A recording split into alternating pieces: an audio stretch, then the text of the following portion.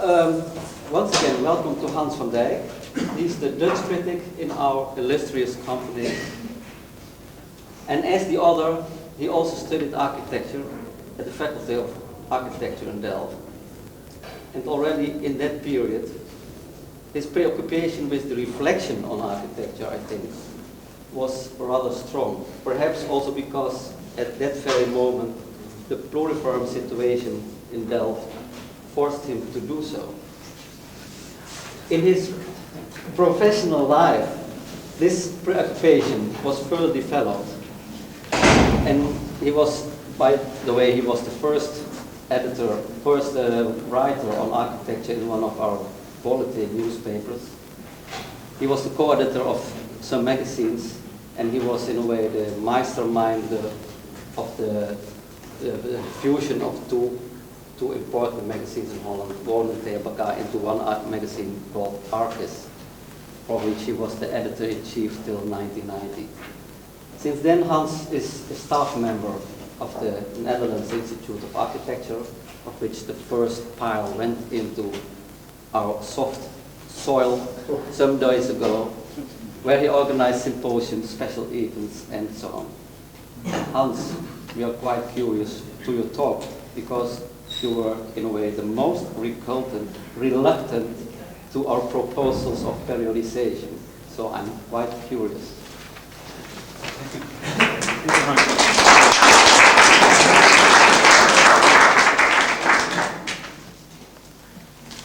I'm very honored being invited to this event, and also a little bit nervous because it's the first time I'm invited for a master class, and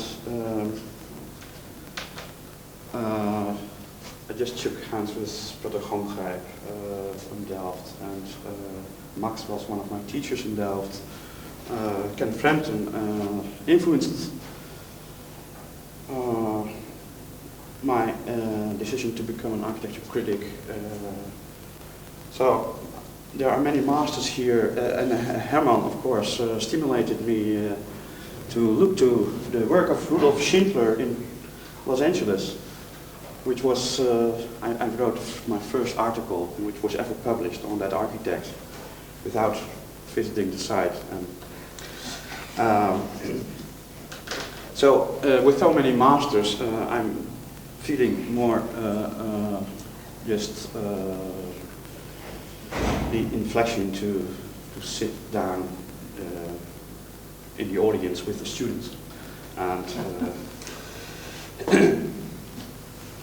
I hope I was not invited because of some kind of positive discrimination, in the sense that, my God, we have to have a Dutch critic.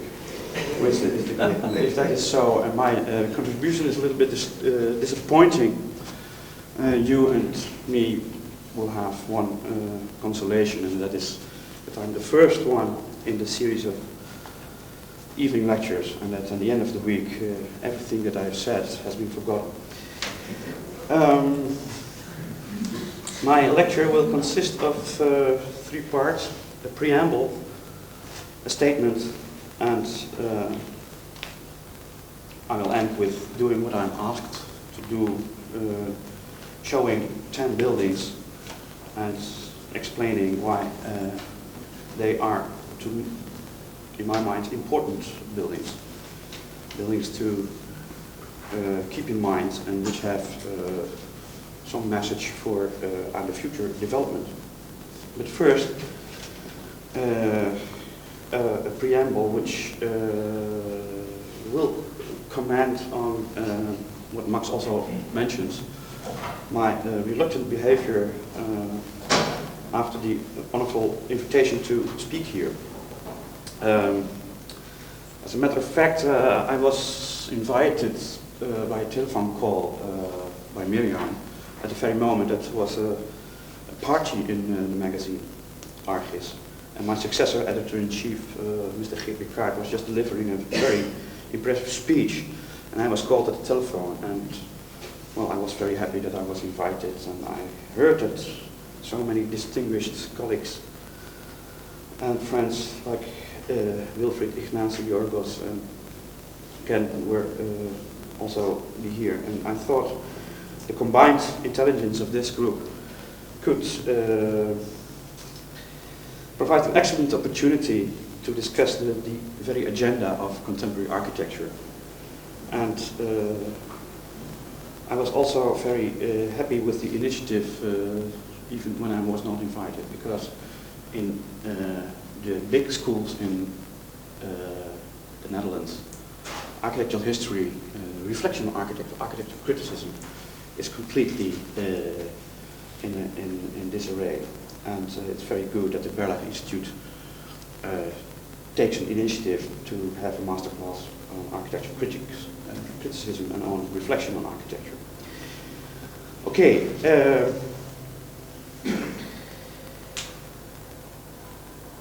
I was asked to select 10 buildings, which seemed to me a rather good format, kind of rule of the game.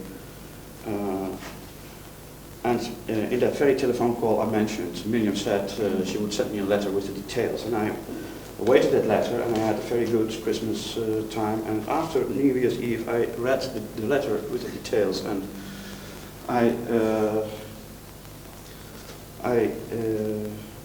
I suddenly realized that I had to choose the 10 buildings from the period from the post-war era, from 1945 to now.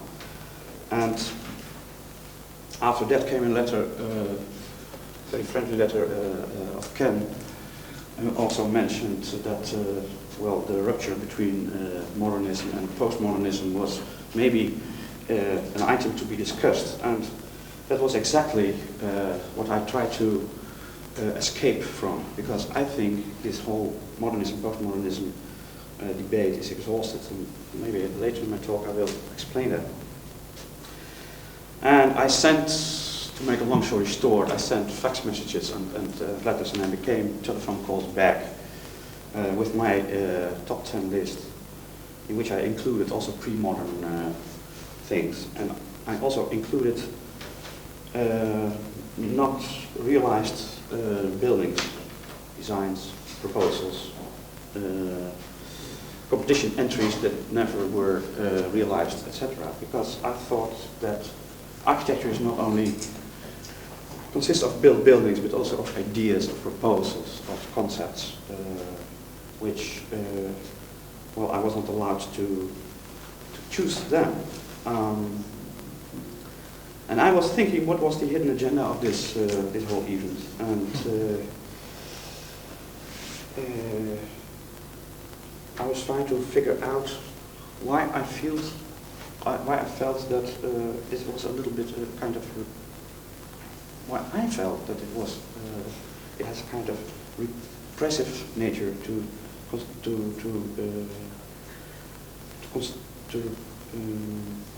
why these constraints had a kind of repressive nature. And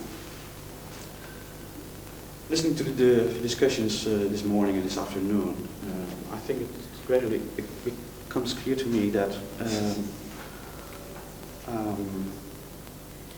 there are now several problems facing us for which neither modernism nor postmodernism has found good examples. I take one example and I will explain it later with a slide. The problem of modernization, you know, the concept of modernization, which I mean in the sense that Marshall Berman says the modernization process is the economical, political and social process after the Industrial Revolution, which completely has transformed our cities. In the 19th century, the Paris of Haussmann, Berlin of the 20s, the Moscow of the 30s, and after the World War II, the metropolises of the new industrial nations like Japan, and now also the capitals of third world countries. This modernization process, which is a kind of ongoing process, demands an answer from architects and planners. And I would like to show you the Stadtbahn projects of Otto Wagner for Vienna, because that is, I think, the most promising answer which can still be inspiring today, because I have looked for positive examples of architecture trying to get grip on that modernization process, which you can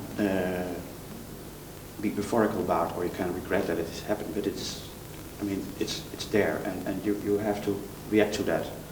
And I cannot find any good positive example that is from the required period after the World War II, and that is also has been built. So I'll finish this preamble because it seemed a little bit lamenting, but at the end I had a phone call of Herman Hansberger himself, and I said, okay, Herman, I will obey your rules, but I will also break them. And maybe I have done this now. Just one more remark, the exclusion of non-built projects is especially restrictive, because I think that you cannot write architectural history, or you cannot comment on what are seminal works when you when you omit, for instance, in the history of 20th century architecture, the League of Nations building of Corbusier. Actually, I'm now working on a book on the past 20 years of architectural history in the Netherlands, and you see that every 10 years there is a big debate on a kind of governmental building. In the end of the 60s, it was the Town Hall of Amsterdam. About 10 years later, it was the Parliament building in The Hague, and again a decade later, it was the Town Hall in The Hague. And because these buildings are so heavily symbolically loaded, because they are the place where the values of our democratic society are expected to be given form, and also where democracy operates, where people meet authorities, etc. There are special expectations of this kind of architectural problems, which raise public debate in the Netherlands at the highest level. And the funny thing is that all of these events I've mentioned were competitions, and the non-chosen and the non-realized competition entries were very important for the thinking and the practice of architectural practice in the Netherlands. Not the realized one, not the chosen one, but the rejected ones. All right, enough of this. I come to the second part of my lecture, and I have called that statement, because I also was required to explain some of my criteria. Now, I have not chosen my 10 buildings because I fell in love with them, as Herman did. I have not chosen them to show their canonical status within an ongoing tradition, as Kenneth has done this afternoon. But I've chosen them because I saw them as inspiring for my present preoccupation in architecture criticism. And that preoccupation I will call the legitimacy of architecture.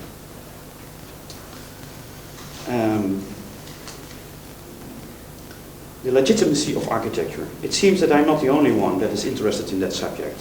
And I want to illustrate this by quoting two distinguished architecture critics, Manfred de Fury and Ken Frampton, who is here tonight. There were quotations from past years, and the first one is Manfred de Fury, who wrote an article commenting on the Venice Biennale of 1985, which was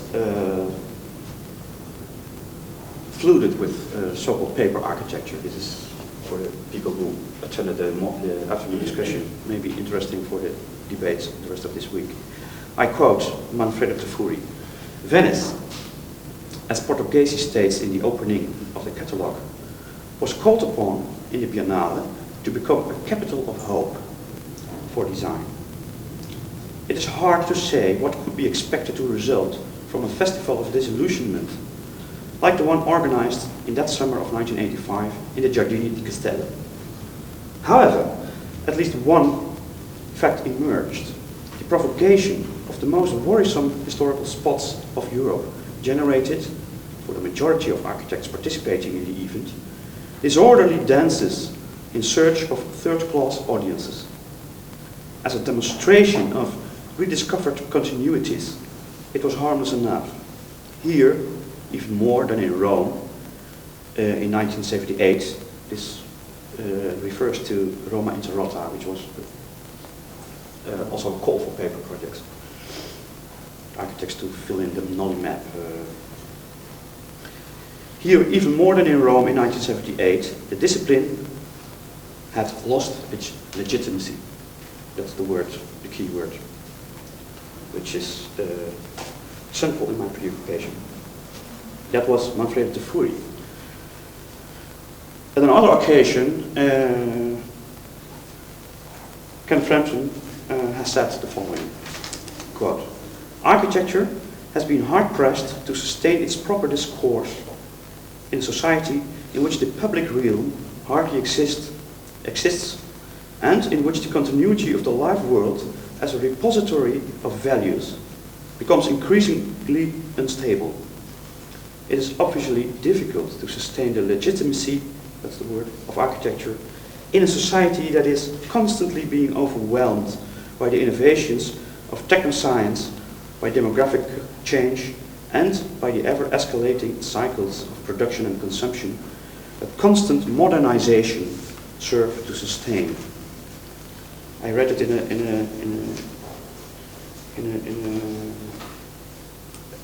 book, The Proceedings of Out of Sight, a social criticism of architecture in Skia. Now, those two quotations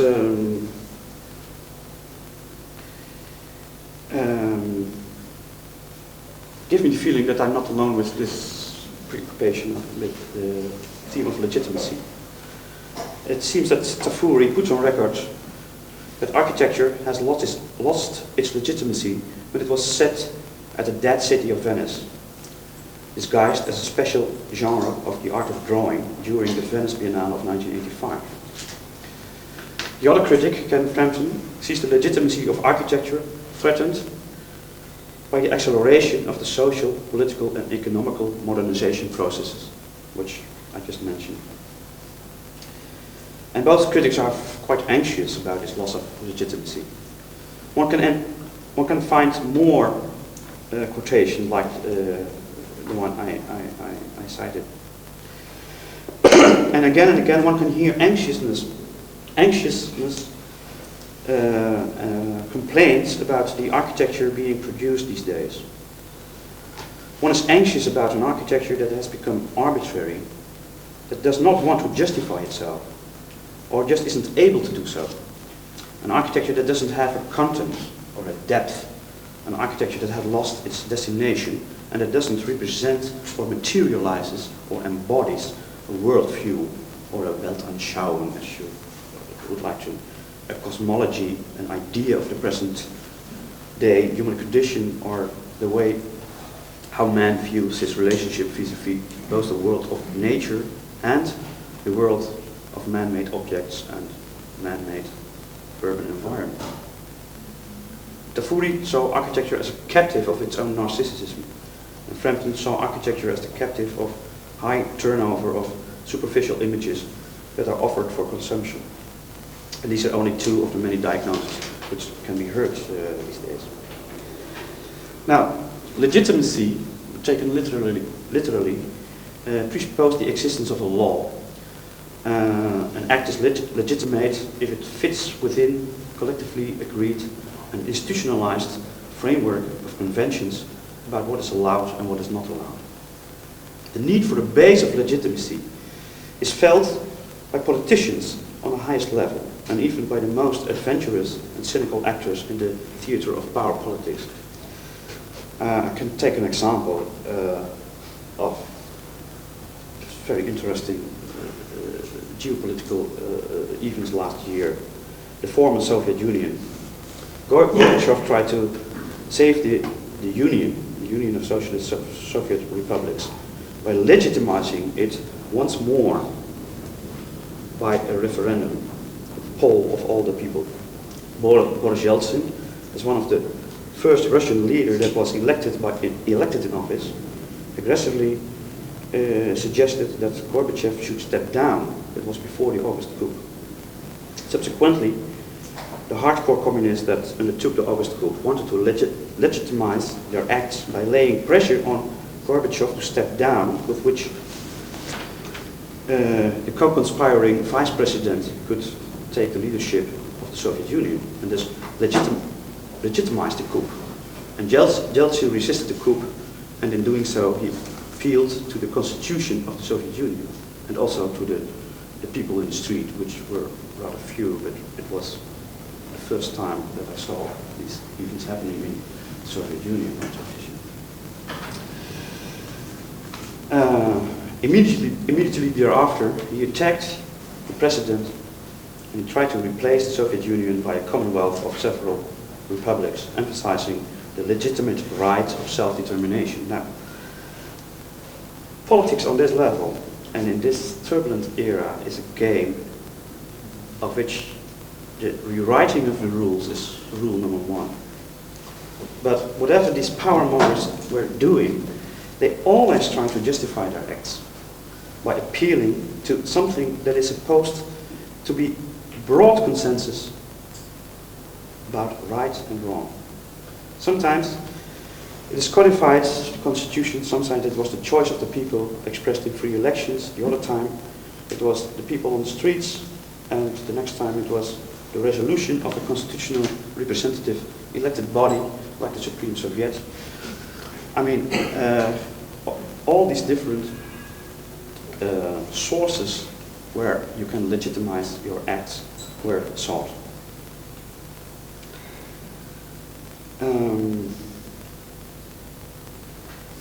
But in this lecture, I will not emphasize legitimacy in the literal meaning of the word, and when used in a more metaphorical sense, legitimacy implies the credibility of an idea. It implies that one can defend an idea or an act on good grounds. And in this metaphorical sense, legitimacy does not presuppose a codified or canonized body of written laws, but it does appeal to a certain nexus of commonly shared ideas or notions about right or wrong, which is the moral dimension, truth and untruth, decency and impertinency, meaningfulness and meaninglessness. And what is important here is not so much the adherence to particular ideologies, ideas, convictions or points of view, but rather the underlying substratum, a kind of underground subsoil layer of bearing power on which ideological foundation piles ultimately rest. It is an underlying complex of commonly shared assumptions without which a meaningful exchange of points of view is hardly possible. And what I mean here is related to what is called in philosophy of science an episteme by Foucault, or a paradigm by Thomas Kuhn, or a grand récit or master narrative by Jean-François Lyotard. Now, when such a consensus disappears because it is contested, but more often when it falls apart because of its own inner contradictions, there's no frame of reference within one can distinguish valid from invalid statements. Such a situation causes both euphoria and anxiety. On the one hand, one mourns over the lost certainty. On the other hand, one can welcome it as a liberation, as a breaking of the patterns in which thinking was captured. But also, the last mentioned category, people who like the breaking down of a master narrative or presuppose universal foundation of truth. And even those people will try to justify or legitimize the way in which they use this new acquired freedom. And on the dead body of the old master narratives, there will spring up countless small narratives, all of them with a limited validity. Most of them are private truth, which you can communicate to other people, or maybe you will not be heard. And this, I think, is the condition of contemporary architectural debate after the demise of the modern project. The modern project, of course, I'm referring to Jürgen Habermas, das Projekt der Moderne. And he has described it as the shaping of the conditions of the life world guided by reason. I translated it back and forth, so I don't know if this is the right English text. Actually, I hope my English is not too much of a problem for conveying ideas. But actually, the manipulating of imperfectness is one of the themes I will go on later, because I think that is very actual. Das Projekt der Moderne, the shaping of the conditions of living guided by reason. And this project of the modern rested on two foundation parts. The first one stems from the French Enlightenment and it is political and activistic. It's the strive for the liberation of humanity, the freeing of mankind from social, economical constraints or of considered irrational religious bounds, of ideological bounds. The second foundation of the modern project stems from German idealist philosophy and Hegelian dialectics. It is the assumption of a systematic unity of all scientific knowledge. And this project of the modern, as it was introduced more than a decade ago by Habermas, retroactively seems to me the most accurate definition of the basis of legitimacy on which all innovative architectural tendencies of the 19th and 20th century have been founded. Not only the modern movement of 1927, 1932, I always take these years as the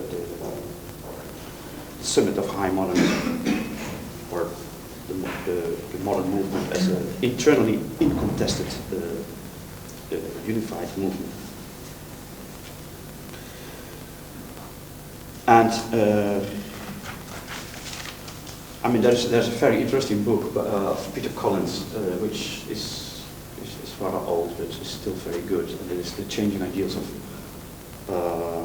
Modern Architecture, in which you can see that besides that next to in the 19th century, next to the new historical tendencies of neo-Gothicism and neo-classicism, etc., you find very much attempts to found a new basis of legitimacy in architecture by comparing it to the machine, the mechanical analogy, by comparing it by language, the linguistic analogy, etc. And it's very good to Collins just traces all these attempts to to look for a new foundation after the demise of Vitruvianism. These new foundations were found in nature or in science, and I think all these things are related to this idea of the modern progress, the unified knowledge and the liberation of mankind, combination of those ideas, fundamental ideas. And when you have read the book of Collins and you hear architects defending their works, you have forever lost your innocence, because you know that all these ideas have a very long history. In the 80s of 20th century, the past decade, this grant of legitimacy, the modern project, was put into question. The modern project was already by Habermas himself stripped by its historical determinism, and still remained for him an unfinished project that one could opt for. But Jean-François Lyotard had buried it definitively, and this post-unity of scientific knowledge is denied by scientists themselves, and the recent out attempts to liberate mankind and to shape a better world guided by reason have often turned out to be disastrous. Now, architecture, and especially modern architecture and its revisionisms, and that's important because this goes back to the periodization after 1945. We are already in a period of revisionism, the revisionists of modern architecture, of the modern movement.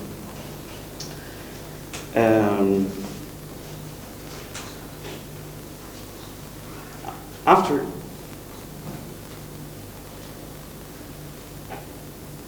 this demise of the project of the modern, there is no solid basis for legitimacy anymore. Modern architecture survives as a formal tradition that can be appropriated individually. And that is, I think, quite important. I mean, this so far is my written text, so now I'm going on a little bit speculative way. Because I think that it is not necessary, and I think it's not possible that we found such a solid ground of legitimacy anymore, not a universal or a consensus on which you can base all arguments, all your debates about right and wrong, decent and not decent, etc. But I think it has to, the quest for legitimacy has to be answered by individual work, by individual architects, by individual authors. So one of my colleagues and friends asked me who will be the structuralist or post-structuralist or deconstructivist. I'm just trying to plead for the role of the author and of the individual work which can transcend the questions that society asks from the architect. And by responding what society asks of architects, architects can only be inspired by a kind of personal mythology. And I think that looking down in history, also recent history, as we do it this week, is for me now only interesting to trace down the moments in which architects have transcended the questions that society and commissioners had asked them. And for that reason, it's very interesting that Ken Frampton has advised us to read or reread the Sir John Summerson article of 1957, because that is the article in which Summerson states that the only source of unity can be found in relation to society, and the only source of unity of architecture can be found in its relation to the answering of the question of society, and that will that appears, that takes the form in the brief of the building. Now, I think that in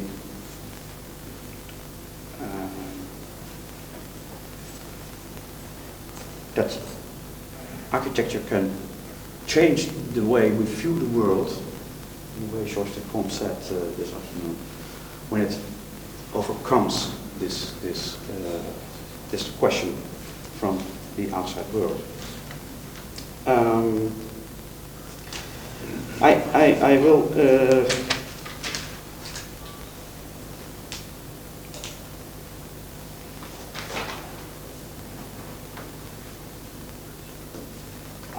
to end the second part of my lecture by a statement about the question of the autonomy versus the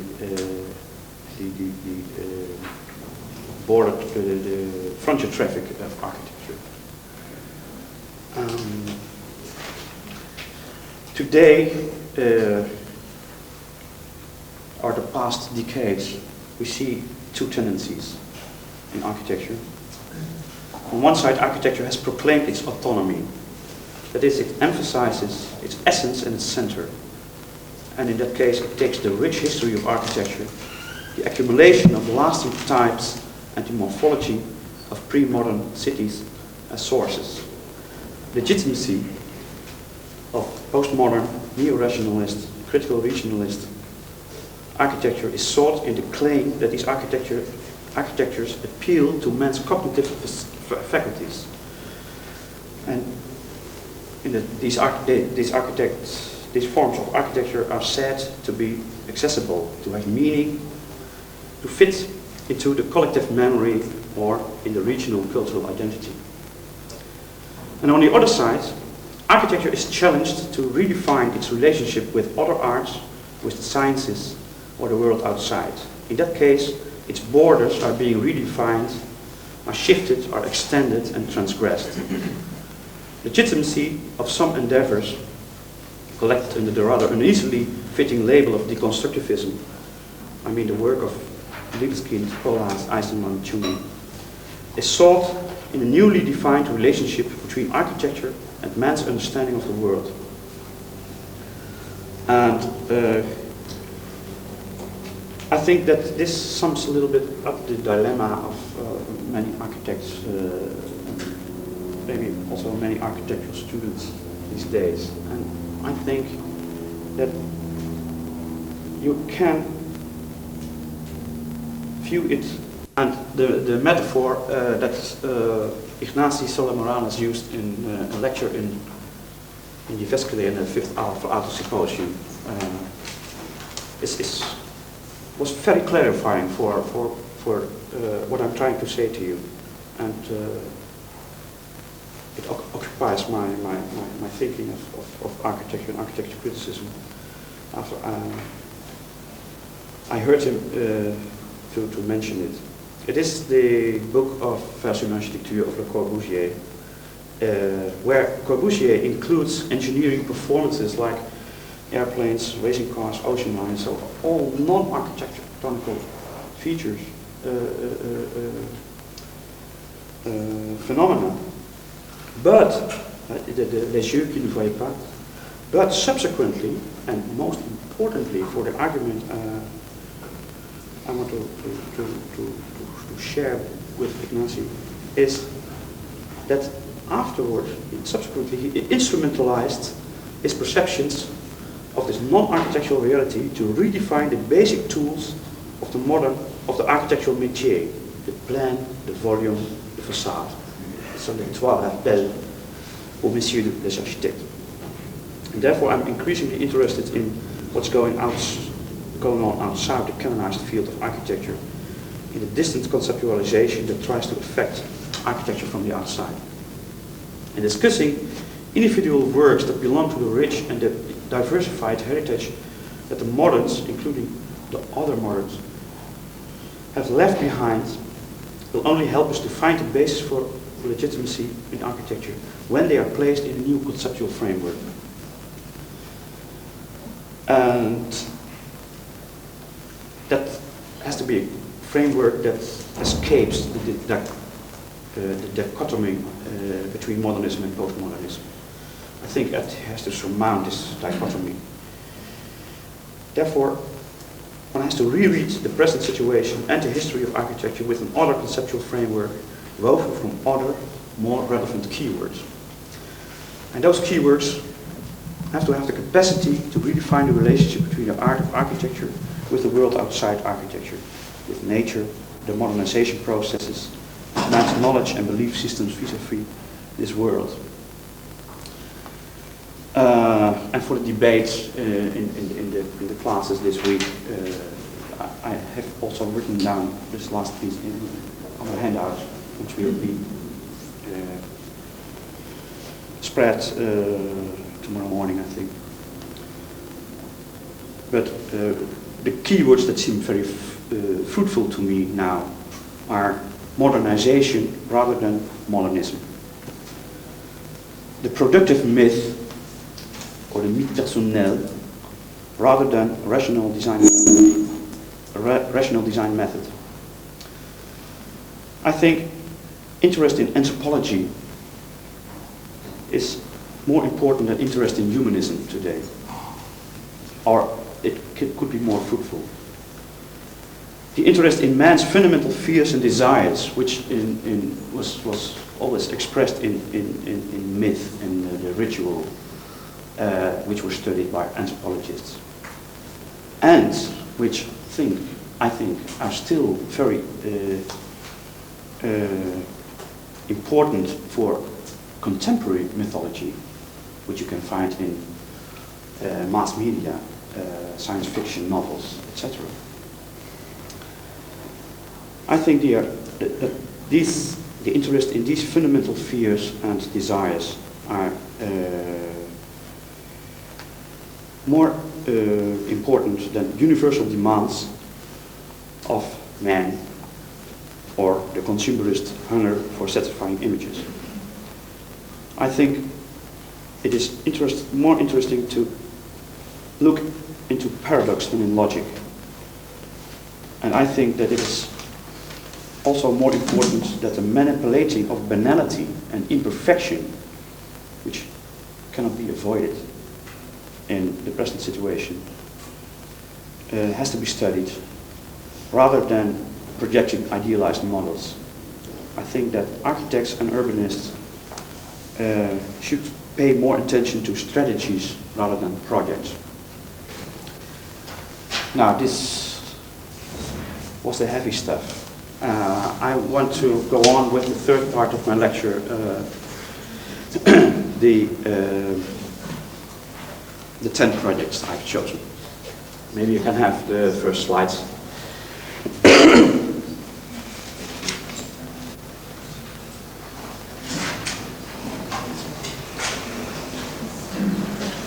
As a matter of fact, I would like to add, I would like to make a confession that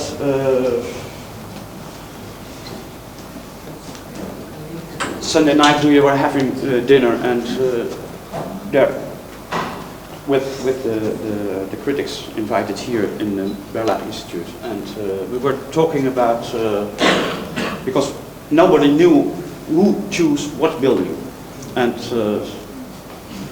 we had the idea for maybe we can try to guess who, to predict who will mention what buildings of the total list, which we did know. But and then when you try to do this game, you think you have a good clue when you know the written work of your colleague critics.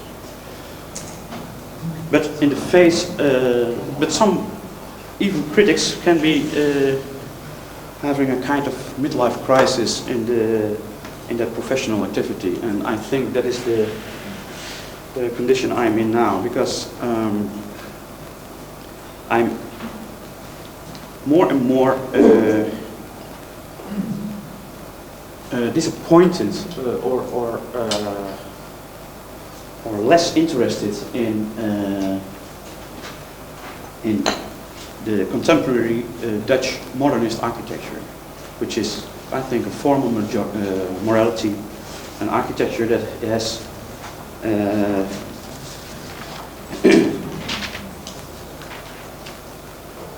it has become a kind of triumphalistic tendency among the younger generation of architects, especially those engaged in the field of housing.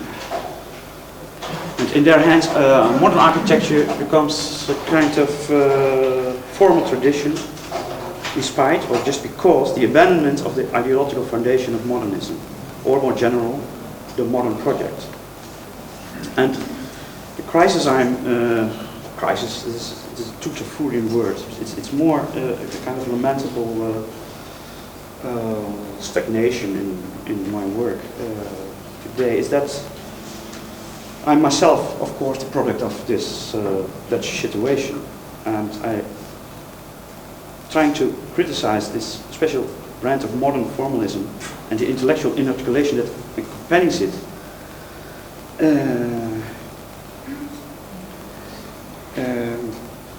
Makes me realize that contemporary modern or neo-modern Dutch architecture is actually a manifestation of the same arbitrariness of which postmodernist architecture is a manifestation of. It is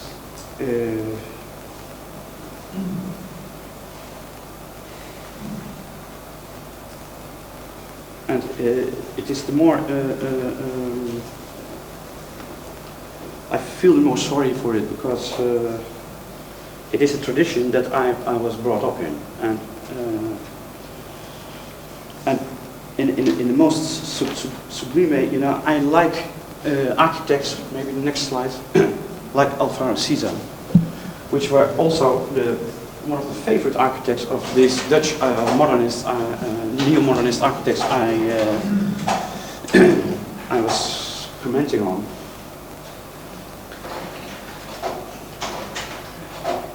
Sorry, the next one. I'm too tired.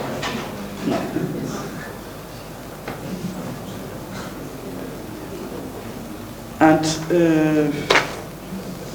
I mean, it has nothing to do with that I'm exhausted with modernism or that I change to postmodernism, because that would be an example of bad timing. I mean, I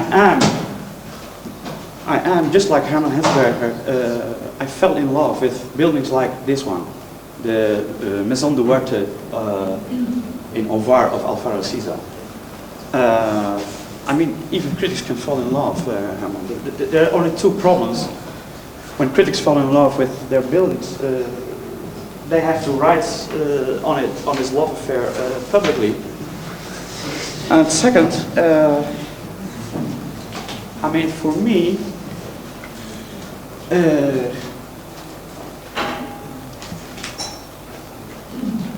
the visit to this particular house of Siza gave me the feeling that I fell in love with a girl I knew from high school, which has become married and has 2 children, and which you meet again after several years. Yeah, and Ken has commented on the transformation of several influences of modern architecture in the work of Alvaro Siza, and I'm absolutely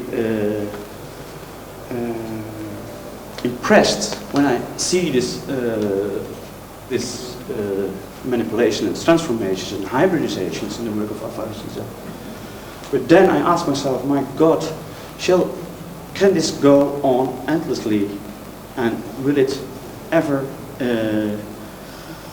will it really break the circle which it has pulled around this tradition of modern architecture? And then I have my doubts, and I can fall in love again and again with every new building of Alvaro Siza. But then I have this question, will it ever be a love affair that is, has some fertility? Now, this building of Alvaro Siza is located on a way from a small city in Portugal, Ovar, the way which goes to the beach. And you see this typical for Portuguese standards, kind of nondescript bourgeois villas which are lined up along this street. And you see the quite provocative, almost Fremdkörper-like quality of this building, which is almost completely closed from the outside. So it is a very defensive facade, and when you choose your position as a photographer, you can make a photograph that it is, gives you the suggestion that it's completely closed. Actually it isn't, but it is the architecture appears to the public street as a closed box. And the most remarkable thing is that when you go inside the house, there is a complete kaleidoscopical explosion of spatial experiences. And that is something which you instantly reminds you of the buildings of Berlage, the Villa Müller in Prague and the Hans Moller in Vienna as the most important demonstration of his round plan principle. But, next one please. This is supposed to be a panoramic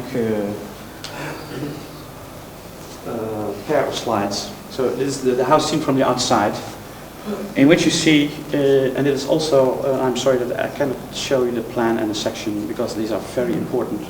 Maybe they can be photocopied for the students when we discuss this building tomorrow, I don't know. But you see that the building is on the back side, to the backyard is opened. It consists here, plan has only these square columns, but also on the first and second floor it is almost completely closed.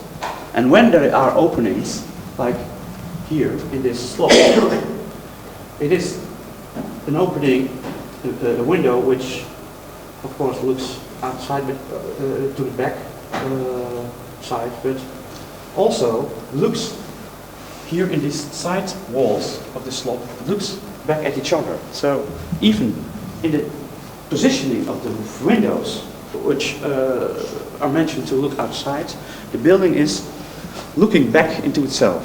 It is a kind of introvert, a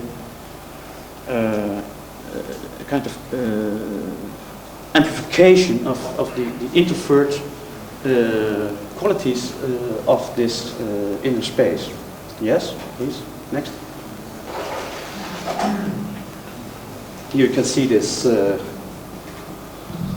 this looking back into its own interior through the outside space of this enigmatic slot.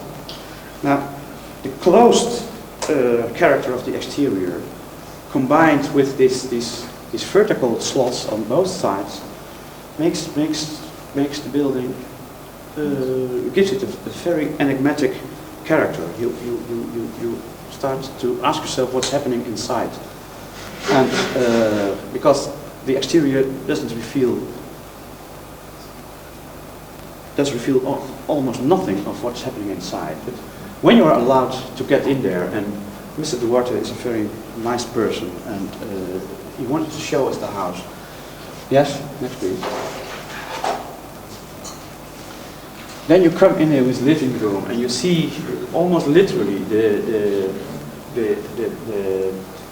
marble fireplace, the principe de Bekleidung, which also characterized the interiors of Adolf Loos, the use of the mirrors, which is again a kind of way of reflecting the interior architecture into itself, or to create virtual spaces, to make a small space look bigger. The marble column, which also is a theme in the work of Adolf Loos. So this is kind of shock of recognition, which I mean, I have learned to appreciate this kind of architecture when I was a student and in Delft. Yes. Here's again this living room.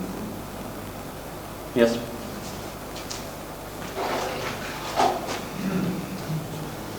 And even on the front of the house, where these windows are concealed by the greenery of the front garden, so that you cannot see it from outside, or hardly you can see it from outside. You see that the introvert qualities are also reinforced in the interior itself, and it is something on which Beatrice Colomina has commented lengthily in the houses of Adolf Loos, that you have a bench where you sit with your back to the outside world, and that the windows are all here also not transparent but opaque. So it's not meant to look outside, but only to let the light enter the building. So this building is completely directed to its inner world. Yes. And then, after the shock of recognition, this is Mr. Duarte in his house.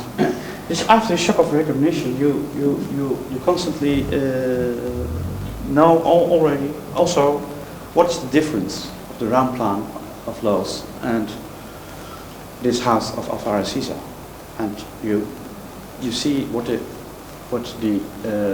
transformations are. The Raumplan from Adolf Loos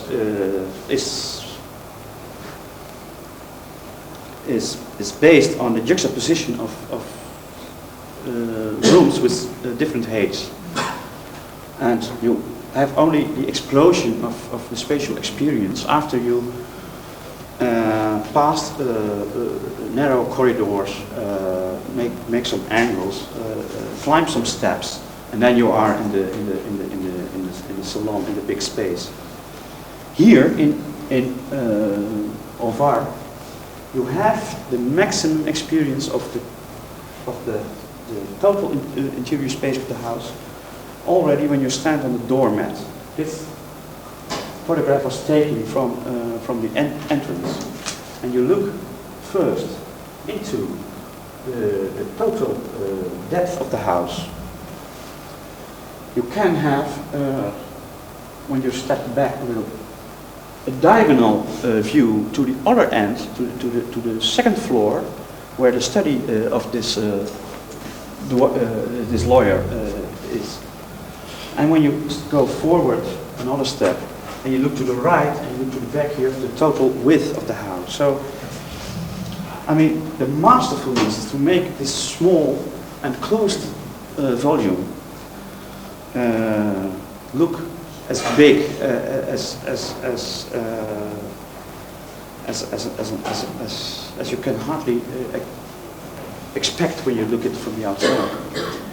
Is that it has right at the entrance complete clarity about its dimensions in all directions, and of course, just like one of the comments of Aldo van Eyck on Adolf Loos was that this kind of buildings you cannot photograph, and this is what you of course try to do when you are allowed in. But yes. So this is what I just mentioned. When you go from the entrance and you look to the right, you see this small vista through the private green space just next to the house. And when you to the left side, you see this marble stair going up to the second floor. And you know exactly the size of the house in this lateral direction. Yes. And when you go up, then you see where this body diagonal is introduced in this staircase from the first floor to the second floor where the study is. And where just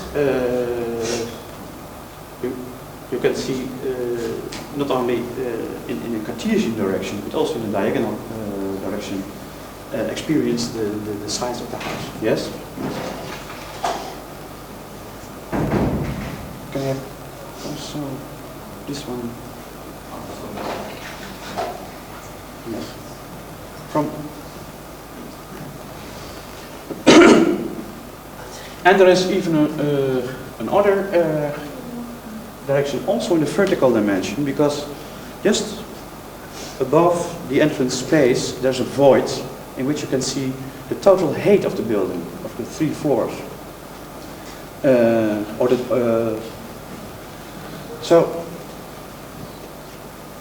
that is something which is I mean, in spite of all the references of the work of Oliver Loos, is the transformation of an enigmatic, labyrinthic approach to the spatial experience versus what is happening here, the instantly complete explosion of space, experience of exploding space after you entered the building. Yes, please. Again, study. Also, one of the interesting things of Loos is that he was very interested in the climatic conditions, ventilation patterns, etc.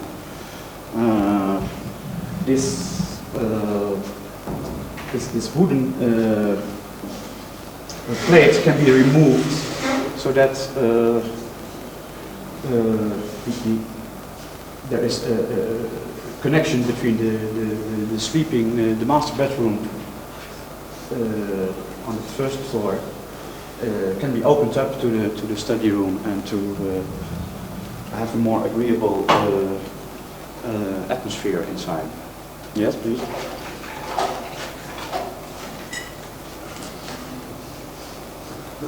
So this is the end of the diagonal, and you can see this window from the front door, right through the whole building. Yes, please.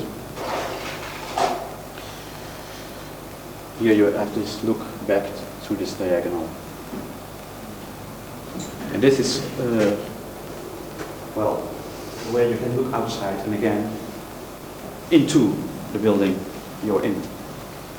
Yes, please.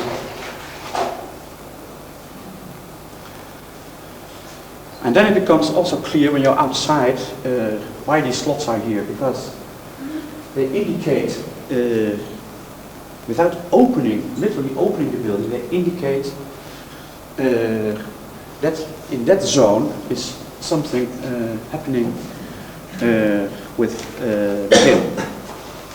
And it can also be, when you afterwards study the plans, etc., it can only be this instant explosion of spatial experience after you enter, because the plan has a far more Palladian organization than a Loos building ever would have. Yes, please. I'm sorry I can't show you the plan in a section because that is interesting. Now, when you go back after such an experience and after this new found love affair with CISA and with the things you have learned to appreciate. You go back and you have to write an article, and you hardly know what you can add to what you already have written yourself before, and that is a very painful condition. So you can again write about the transformation of these modern sources in the work of CISA, etc. But you cannot add any more to a kind of you cannot enrich the debate anymore with your comment. That is something which was a little bit embarrassing experience for me. So, and which you makes think, well, maybe I have to stop writing about architecture when it stays within a kind of circle of things we know, and which are transformed interestingly and seductively, so that you even can fall in love with it, but which you cannot, it doesn't bring you further. Of course, visit the office of CISA, have a good relation with him, and also the new Faculty of Architecture building site, and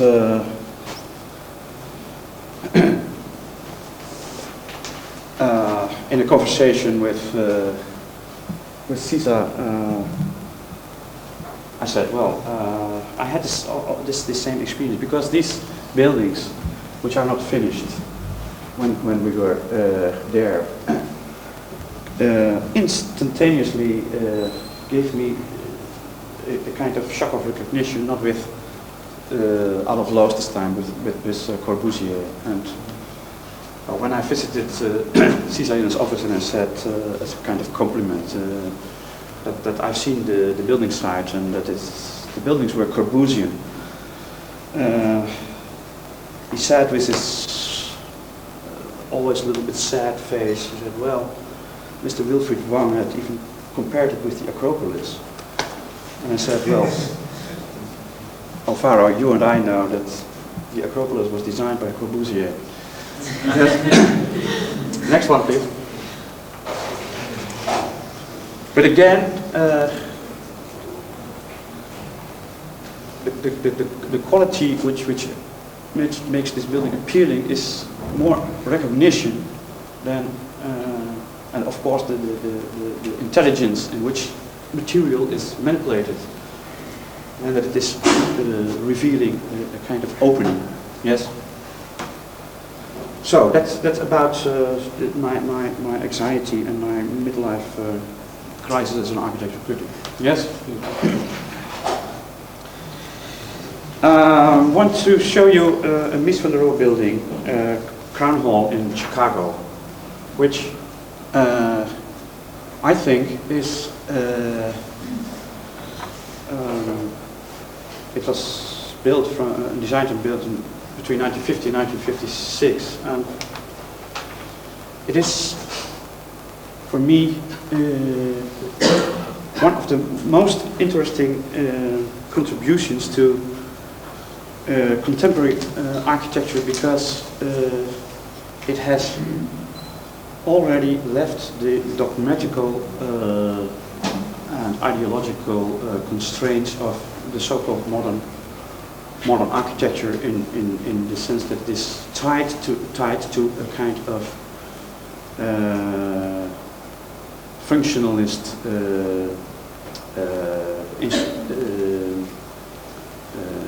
dogmatism, because the buildings of Mies van der Rohe have nothing to do with a kind of organization of plans according to efficiency or whatever. They are almost completely empty, and that's where I have shown already Farnsworth House.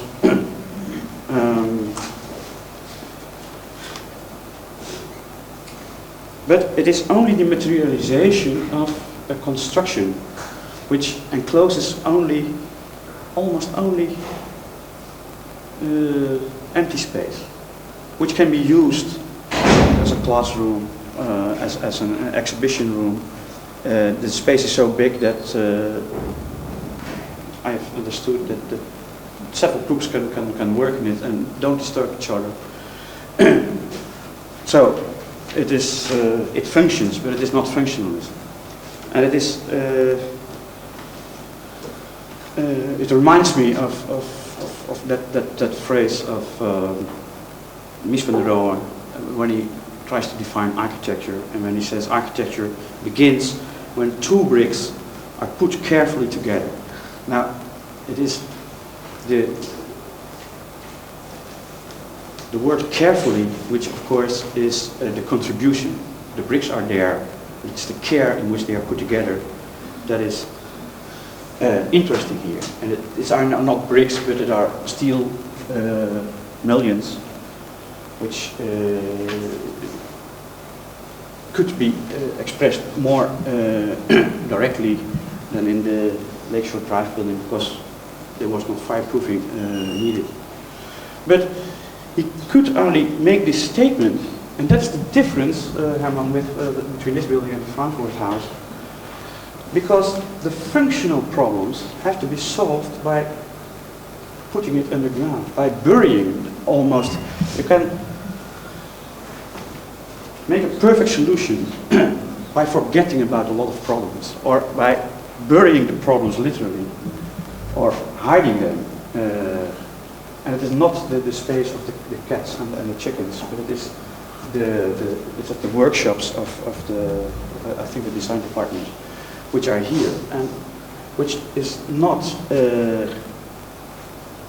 which makes the building function where the client has asked it to has demanded it to function, but it is not included in the architecture statement, which is the overcoming of these functional constraints. And that makes it, to me, an example of what one might expect of meaningful architecture today. Yes, please.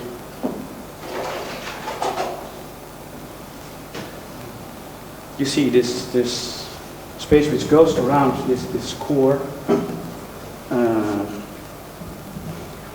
which I mean the same thing happens also in the National Gallery in Berlin. Where there's under this temple this other layer, and I think that Ken Frampton has commented this afternoon on Stansted Airport and stressed that just in the Villa-le-Duc and Louis Kahn tradition, also Foster doesn't use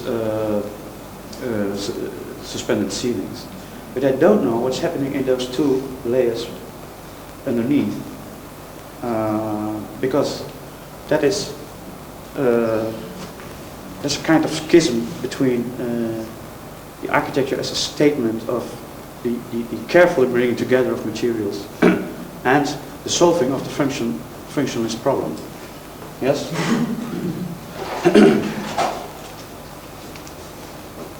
You see here these details without the need to fireproof, which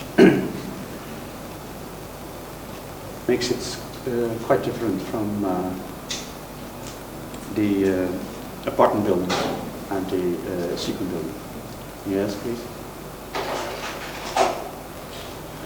I have a third work chosen from Finland. I never can pronounce this. The Volkseniska Church in Imatra, which I have chosen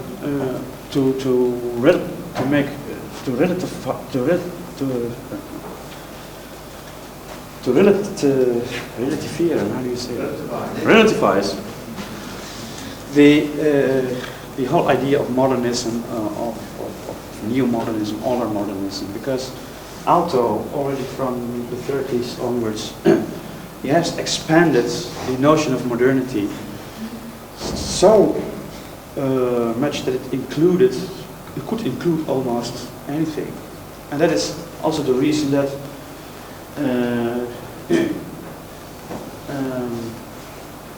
I mean that there's every 3 years such a kind of alto symposium, and they can go endlessly finding themes. Alto as classicist, alto as and popular culture. This year was alto and functionalism. I mean, you see that in building works like this church in Imatra and many other works, Sala was already mentioned. The whole meaning of the word modernity, the whole concept of modernity becomes loses any sense, and I think it is good that we could try to forget it for a while, just like theological discussions in the 70s, where the theologists said everybody who mentioned the word God has to pay $1 in a central pot. I'm trying to make sense of the discussion. What in this building is interesting me is also the difference between the outside, the exterior and the interior, which the outside, from the way you approach the building, has a very well-balanced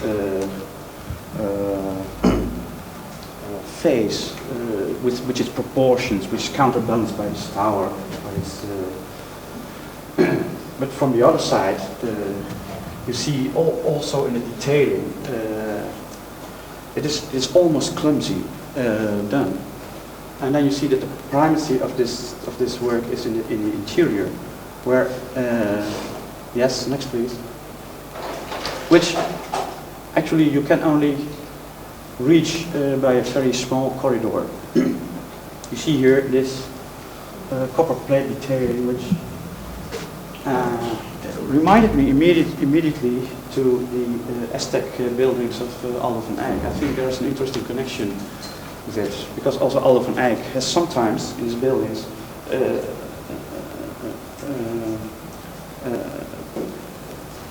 very readable priority for the interior above the exterior appearance of his buildings. I mean, sometimes he even seemed to forget to pay care to the exterior of his building. And I don't want to accuse Alto that he doesn't pay attention to it, but the way this is done looks so arbitrary and almost clumsy to me, compared with the care with which the interior was designed, that I think that is that it was very surprising for me. Yes, next please. This is the narrow corridor in which you pass to the church room. Yes, and here you see this plan, which can be divided by sliding partition walls into several compartments, or can be opened up to one total space. Yes, please. And what you can have an impression of here. Yes, please.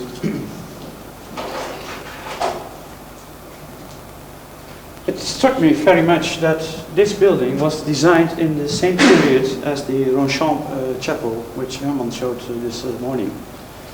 And without inscribing both buildings in some kind of other so-called universal concept like organicist architecture, there are, of course, there's another formal language being discovered in this work, which transcends its from the early, more acoustically justified forms of the work of Alto. And what concerning the difference of the interior and the exterior, you see literally here that they have their this doubling of the facade, where this window and the way this window is tilted and detailed has to serve the interior, and this other one has to serve the exterior. So there's this dissociating of the interior and the exterior. Yes, please. There is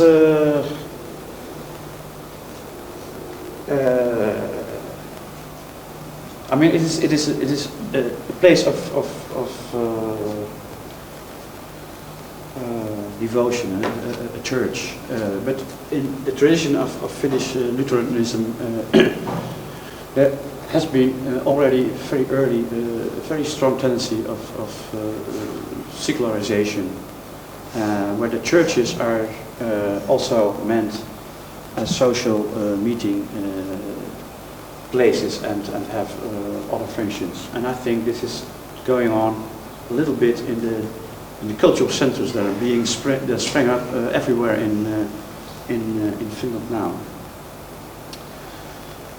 And to make it fit these demands, you have these sliding walls. Yes, so you can use it in several ways. You can see here the walls disappear here in this slot. Yes. Next one, please. Yeah. And here you see the way you have the continuity of the floor stressed, and this wall is pushed back. And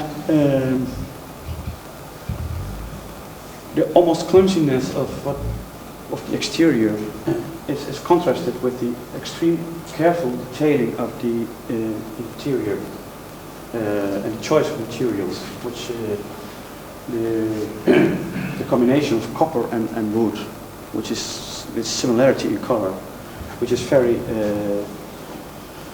delicate, I think, and which you also find in the work of Tadao Ando sometimes. But I think that the detailing is important when it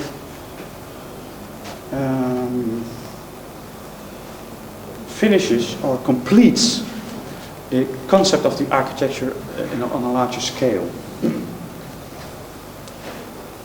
Yes, please. And what is extremely interesting to me is that we have this vaulting of this church, which was done for, or was justified for acoustical reasons. But is also this this kind of differentiation of height of the different rooms, which finds its climax and its apex. It's the biggest height is just above the altar. This modernization processes in the inner cities are something that will take the attention of most architects of the next decades. And I have chosen this area of Les Halles as an example of what kind of dangers are just around the corner. Because this whole Les Halles area is a kind of Murphy's Law in architecture and urban planning. I mean, everything that could go wrong went wrong. And it was a battlefield of several politicians. Charles de Gaulle wanted to modernize his Paris. And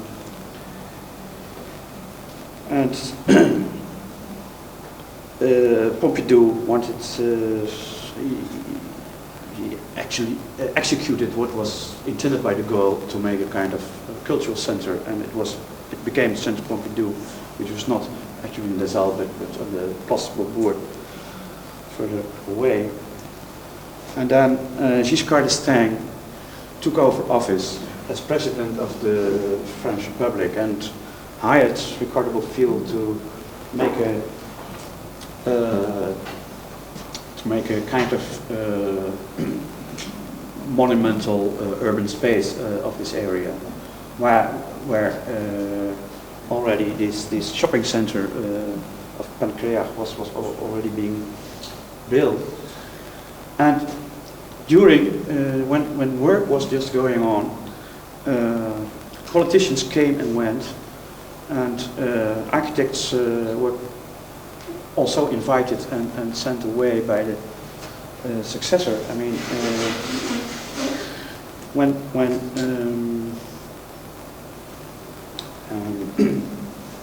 Valéry Giscard d'Estaing was succeeded by Mitterrand, there was this conflict between the mayor of Paris, Jacques Chirac, and Mitterrand, which was settled by a kind of exchanging the influences, that the mayor, Jacques Chirac, could go do what he wanted in Les Halles, and exchange for that, Mitterrand took over control of the La Villette area, where also was a kind of stagnating process going on, which finally has resulted in the competition, which was won by Bernard Tchoumi. But after Chirac took over, he had ordered to remove the foundations of the Bofill building and invited again other architects to make projects. And to make a long story short, he ended up with a project of his own Apur, which was a compromise of 3 other projects, and which he presented as a project of his own. He really presented himself as the architect of the final project, which was executed. And this dramatical sequence in which you can see how the planning of these urban centers is related to power, and that's the discussion where politics comes in.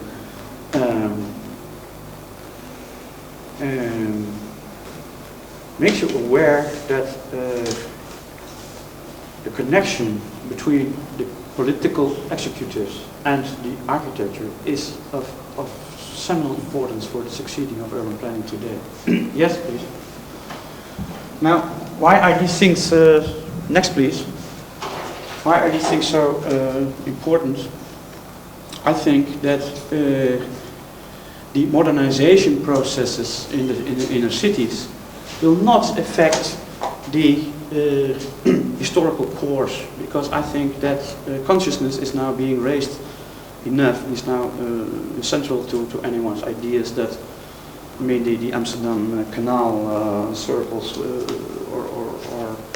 the canals of Venice, they will not be torn down by the wish to make a kind of underground railway or whatever. And if they are, they will restore it very carefully. But these ruptures happen mostly on places where the ruptures already happened a century ago. This is the whole area from the medieval times. Yes, please. And this is what happened after the Baltar pavilions were built. And after these halls were built, the Haussmannisation went through the city and encircled it with big boulevards, already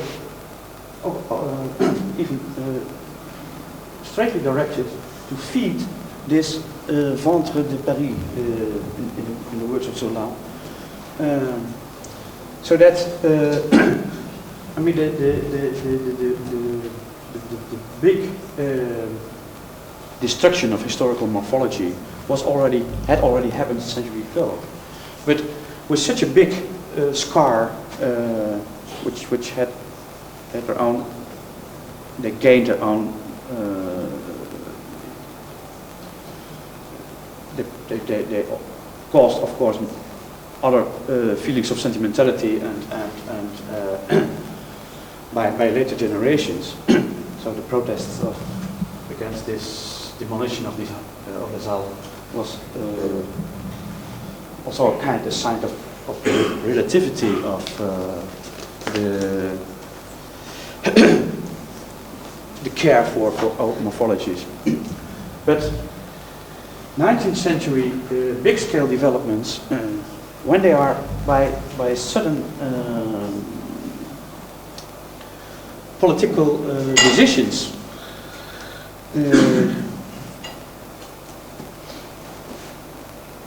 like the replacing of the function of the Saal to the Rungis area in the southern periphery of Paris, then you have also a big-scale problem, and that is exactly what happens with the restructuring areas we are facing in many cities, not always in the city center, but in the direct periphery of the old core. Yes, please. Now you see this first architects under the Charles de Gaulle area presenting their projects, and they were also first to be buried in this mass grave of ambitions and intentions. Yes, please. Yes. And I mean, it looked even that in the later phase, I mean, in the latest phase of this whole problem, there was a private initiative to make a kind of enormous competition for solving the problem of Les Halles, which people like Philip Johnson in the jury, etc. And even when looking at that exposition of that, I think there were 800 plans, projects, you even could have the feeling that architecture has lost its faith in itself, has lost faith in the power to have an answer of this on these urban problems of responding to modernization processes on this scale. And that is the reason why I would like to show Otto Wagner, the Stadtbahn projects in Vienna, because I think that's the last very convincing answer to modernization in a European metropolis. Here you see the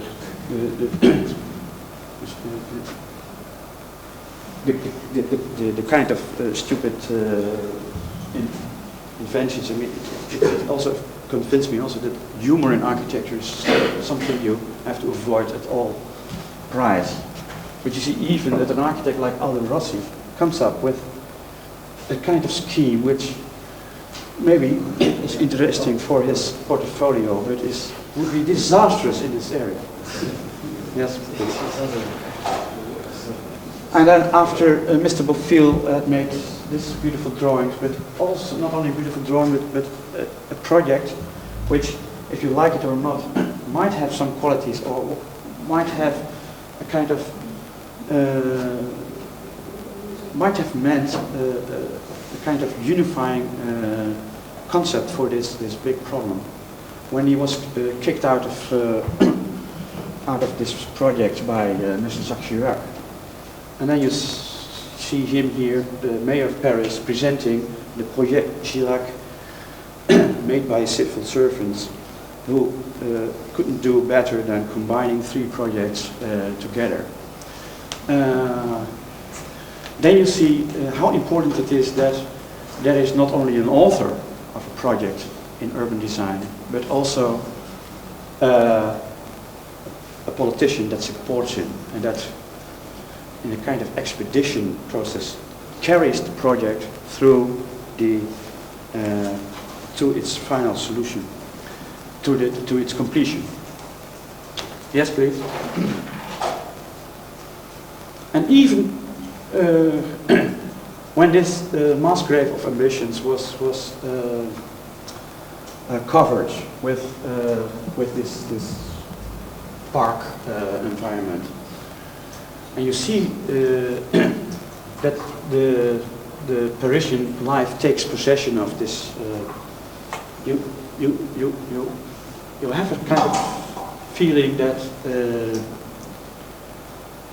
I mean, good design, bad design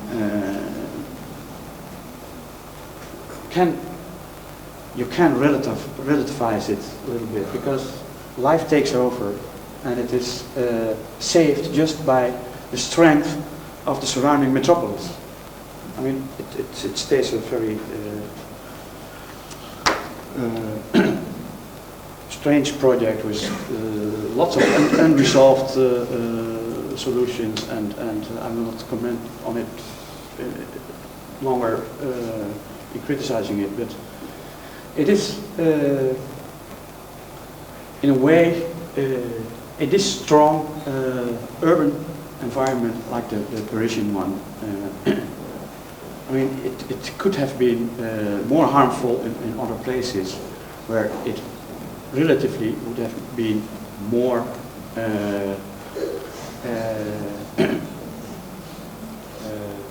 would have been destroyed a bigger proportion of a city core.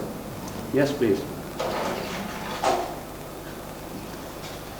The elements, and that is where banality comes in. I mean, Ken Fremden has commented on this problem of the motor car and the building of infrastructure.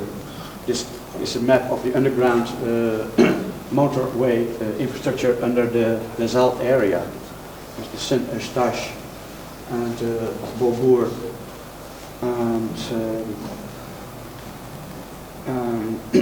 I mean, whether you like it or not, I mean, these are the elements which have to be handled, have to be manipulated, have to be maybe sublimized or by architectural design. And I hardly can find any positive example of an architect or an urban designer who can manage this,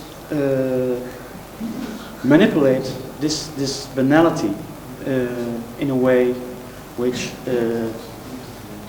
makes it interesting again. Maybe the project of Ramkolas for Lille might be an example, the first positive example, but I wasn't allowed to show unfinished project or draw or not non-realized project. So maybe in another time we can comment on that project. But the stuff of which this modernization processes is made of is the banality of the traffic circulation. Yes, please. It is this kind of clumsy architecture which you better can avoid, but if you can't, you have to give it a proper place, or to have it neutralized by some other urban device. Yes, please. It is this place of the commercial shopping areas, which, if you like it or not, invading the city centers and the new centers as well, but which hasn't found a design answer here. Yes, please. It is, again, the well-intended attempt to harmonize with local Parisian vernacular architecture or with Haussmannian architecture. Yes, please. And well, the rather cheap way of making this park environment with its pergolas do something. I mean, this is the banality of the source material that you have to work with and have to sublimize it or overcome its banality in one way or the other. And sometimes, I mean, it's in these lesser areas, it's only by chance that something interesting happens, and that's the Paul swimming pool and the Galleria, in which something of an urban quality, in which he makes a kind of answer to the conditions that he was given, making an underground swimming pool by making this vaulting, referring to the Vieux-le-Duc constructive tradition explicitly in his comments on this project. But a kind of underground space above which is, that's a photograph I can show you now, but you can, when you're standing here, you can look down in this cavity, this underground speleological thing, and above to the Gothic church of the Saint-Eustache, which is, I mean, the mediation of Vieux-le-Duc between the Gothic and this construction. I mean, that is one of the only instances that you can find some interesting qualities in this whole project. But I have shown you only as a negative example, because if you can't avoid banality, it has to manipulate it in a way in which it can be made interesting again. Yes, please. Another example, which is maybe not negative but a little bit doubtful, is the house of Hans Verleyen. Again, an architect who has made buildings that I instantly fell in love with. But this time it was not the case. There is an enormous discussion, an enormous debate what's going on if the Stephansdom, the old church of the center of Vienna, was being visible or was just hidden by this new building of this commercial building, which contains a lot of shops on several floors and offices upstairs and a restaurant and a bar on the top floor. And it was a debate which is, I will not go into, but which concentrated on building lines and on a kind of form-fond idea of urbanism. While actually what the Viennese got back was a view of their beloved Stephansdom from an excellent viewpoint that wasn't available for the public beforehand. I mean, and that is from this bar. Yes, please. I want to say, yes, the next one, please. I want to say only this with it, that the public space, private space, I mean, it has nothing to do with a kind of Colin Rowe-like form-like division of built and unbuilt space. But that public space can also be a cafe on a rooftop, which can reveal something of the city which you was never conscious of. You see the old house, and the debate was going on of if you could see the Stephansdom if you were here, or only if you were here, and that was a terrible. I mean, with lawyers, etc. it was a very heavy debate in Vienna, which has a very long tradition in this kind of controversy. Yes, please. Well, this is the point I wanted to make. A view of the Stephansdom from a new kind of public space on top of a building. Yes, please. Now, and also in this, in a kind of panoramic way, which you not only see the Stephansdom, but when you go on, you see also the Anker building of Wagner and the rooftop constructions, etc. Yes, please. Now, what I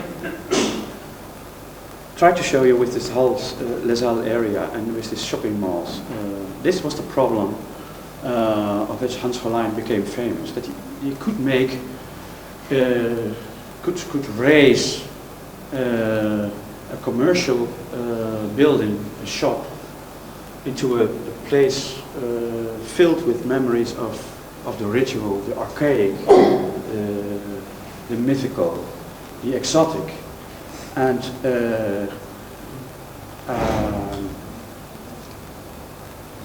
in that case, changing the buying of a jewel into a kind of intimate ritual experience. Now the question is, if he was also successful in the Haas house, but I think this is a question which is very important, and I mean, I had only hoped that he would be successful, but I think it's partly true in the Haas house. Yes, please. Because in the Haas house there is both the dimension of the archaic and the mythical, and there is the straightforward banality of a kind of slick tech facade. Yes, please. And the way to overcome this banality, you see here on one side of this big atrium space inside the building, on which you have this kind of artificial mountain with the escalators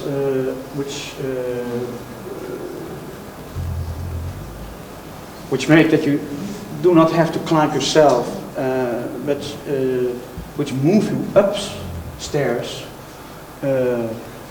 into a kind of dome in which the lightning can be simulate the whole cycles of day and night. So you can have a kind of artificial time in this space, and which has, I mean, a lot of details, like this kind of Japanese bridge before of this Tuculustro painted wall, with these elements which are from used from his former exhibitions. I mean, he can make this commercial space into both a museum and a theater and a kind of simulator of night and day cycles. Yes, please. And on the other hand, he hadn't the opportunity to do the shops on the other side of this atrium as well. And you see here the banality of the galleries and the shops, which is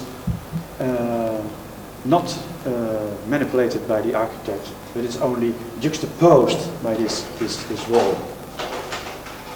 I think that in lots of works of Hollein, there is a kind of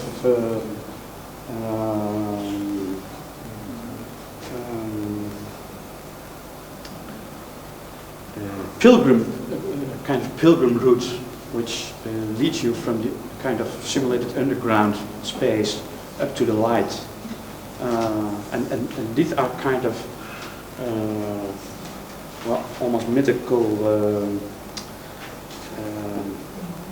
memories, which I think can be very interesting metaphorical instruments in raising the banalities to something interesting. But I think he only succeeded on one half of the atrium and not on the other half. Yes, please. You see some more images of this? Yes. As an introduction to the next project, which is also shown by Ken Friend, the Siedlung Halen of Atelier number 5. And I'll show you the things which are very well known, the Tony Garnier Cité Industrielle, which I show for a particular reason, because it is very often described as a kind of precursor of modernism or demonstration of social utopianism, and later critics have shown the École des Beaux-Arts elementarist heritage, which is still there. And Dalcott and Frampton doesn't talk about a kind of classicist heritage, but as a deliberate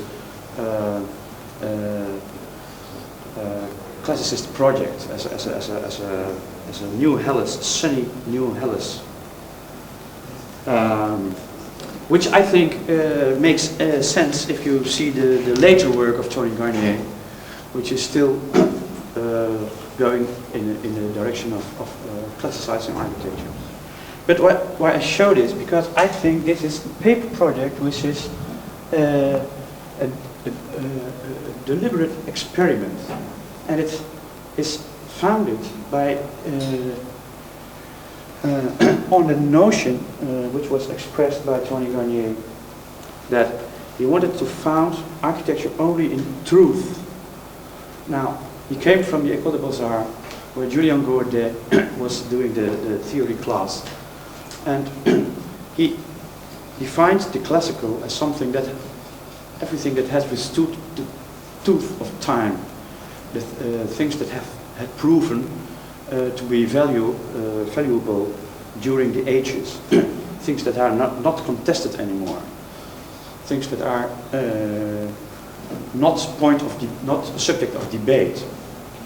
And on the other hand, you see here these quotations of the Émile Zola novel Travail, and Émile Zola was in the tradition of realistic novel writing in the 19th century France, who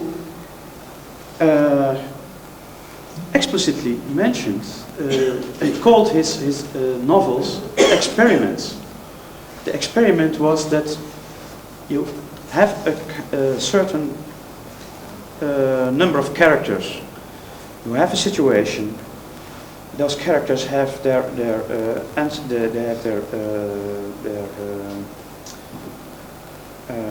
inherited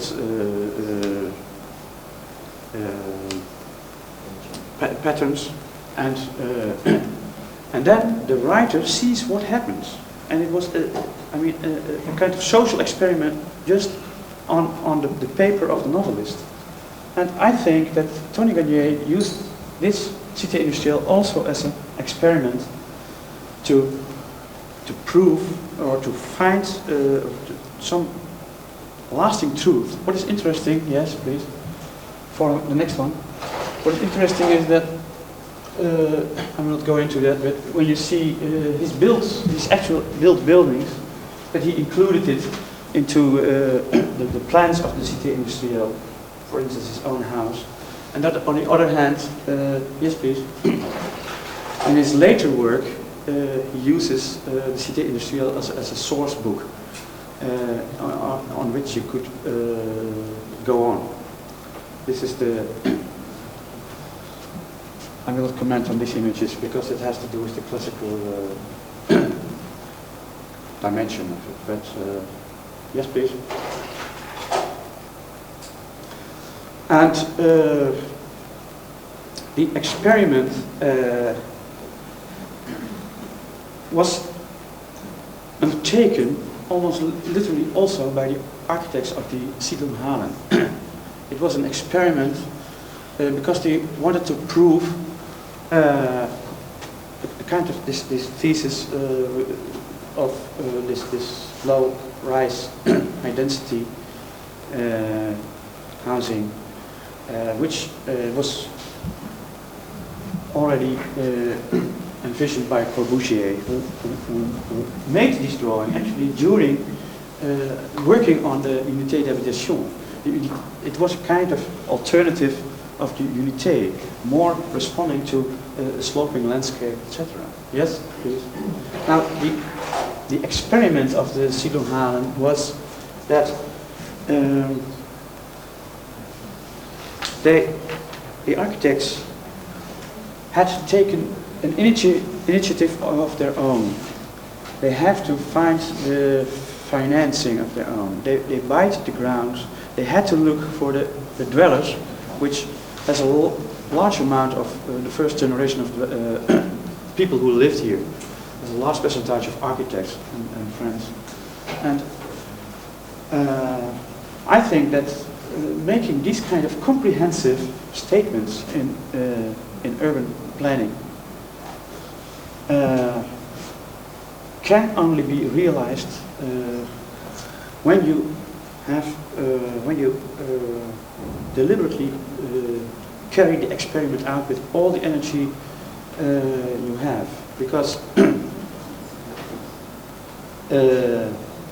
I'm rather skeptical that you can repeat a thing with such a coherence in the present climate of public-private partnerships and developers' influence, or even by the bureaucratic state. Maybe in some countries these possibilities will remain somewhat longer than in other parts of the world, but it is also an experiment that it wanted to prove the validity of a kind of Mediterranean village community ideal, and try to implant it on the Earth's soil. Yes, please. And here you see this idyllic pictures of a birthday party. And yes, next please. Photographs in the booklet, which was accompanied when the buildings were finished, were even a kind of ideological statement of how the Siedlung was intended to function socially also, with a kind of village core, etc. In that case, it is a kind of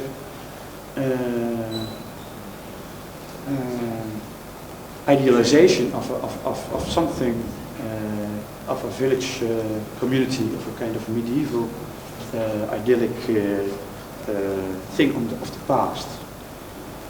And to realize that, I mean, today you have to meet a lot of conditions which are not in society as it works today. You have to create them themselves.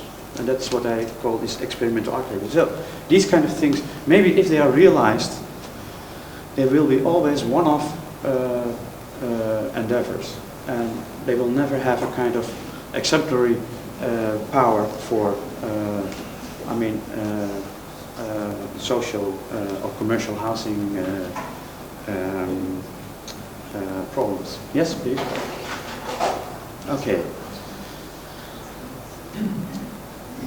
Yes.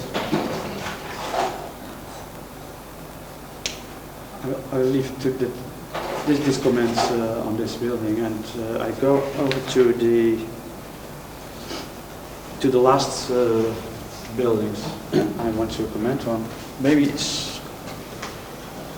I have to accelerate a little bit because this is, I think, a little bit going too long. But banality in suburban areas of the city of Porto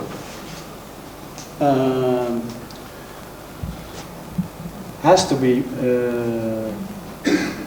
you can, was one of the conditions that Eduardo Souto de Moura had to meet when he was asked to make a cultural center, a kind of small museum, exhibition hall, and an auditorium building in the backside of a beautiful garden of an estate in the periphery of Porto. Yes, please. What is interesting is that the program is something that Eduardo Souto de Moura wanted to overcome, or wanted to hide even, because the program of the building he felt was something transitory or passing. And by hiding everything what went on in this building behind this granite wall, which is its durable material quality, he just made it not only invisible, but he also literally, but also metaphorically, because granite walls you find almost everywhere in northern Portugal. And by adding a wall to the old walls, which were already there in the garden, it seems as if you have only a garden and a wall, and that behind the wall is just a street or something, but not a building. So in hiding, in a way it's comparable to the way Mies van der Rohe buried the program under his big space in Crown Hall. Yes, please. And this is what results. Now, how you enter a building that its main characteristic is a big wall, and that is you make a kind of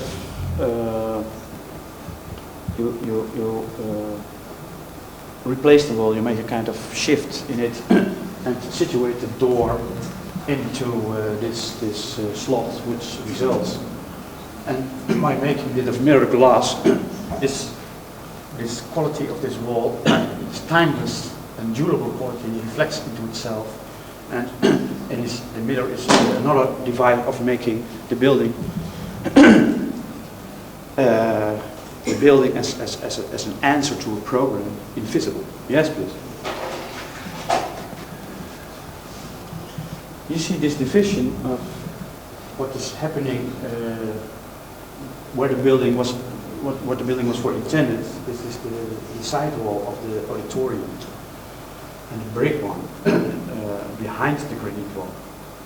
You see here literally this division between what is meant to be a kind of statement of overcoming the transitory and arbitrary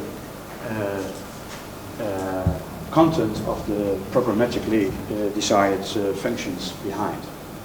And also it is a kind of way of closing out the banality of the surrounding. Yes, please. One other way of, I can hardly use the word banality here, but it is a kind of urban metropolitan condition in which you find in Japan, which is for our Western eyes something you cannot grasp. This cacophony of images and signs, and what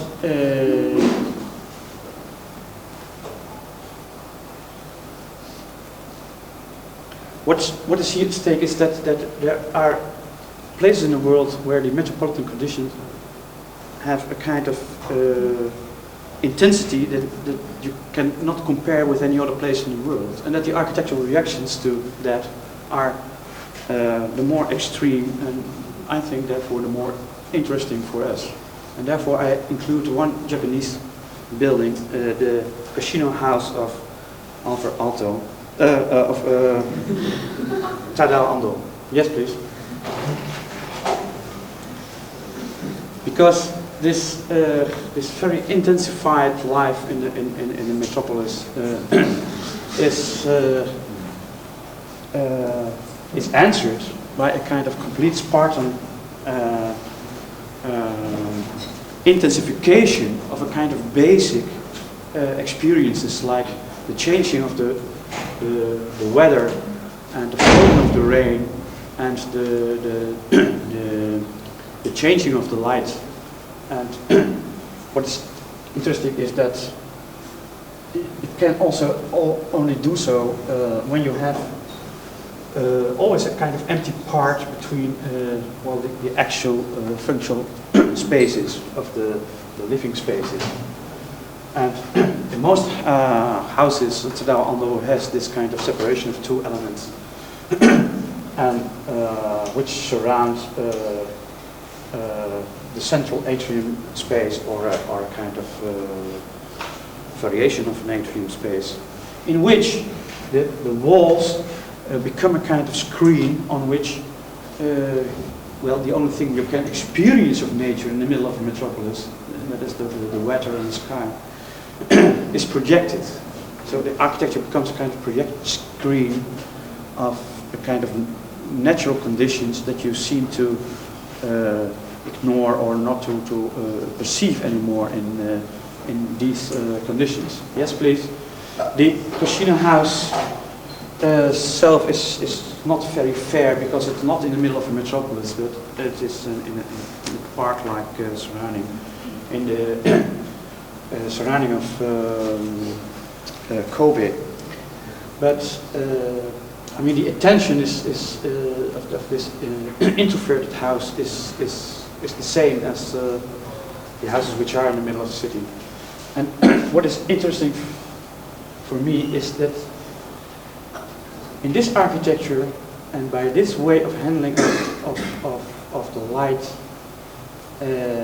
you can change the experience of the material which is used. Next, please.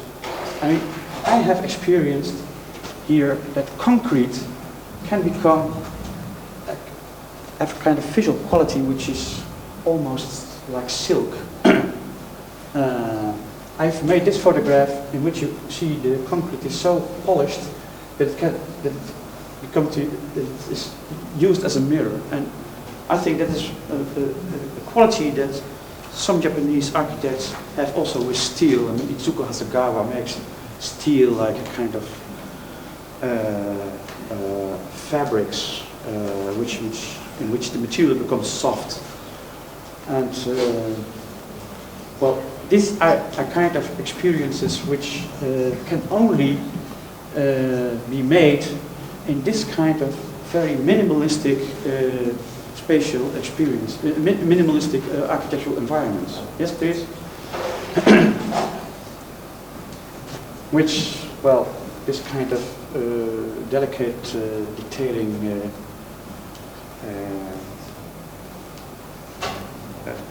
this tuning of the few materials which are there, it adds to this richness of experience, which are provided by this kind of architecture. Yes, please. I come to the ninth, and I will make it short because it's already late. But I have also mentioned as one of the things which I think are interesting, the personal myth of the architect. And this architect is Rem Koolhaas, who together with Xavier de Geitre has made this building, this private villa, the Villa Dava in Saint-Cloud near Paris. So what you have to do is find a kind of metaphorical way to overcome gravity, which is a condition that since mankind exists has challenged him, and which is a kind of permanent dream, not only in science fiction literature, but it has also. I mean, we have with the invention of the balloon and the airplane, we have actually succeeded in overcoming gravity, but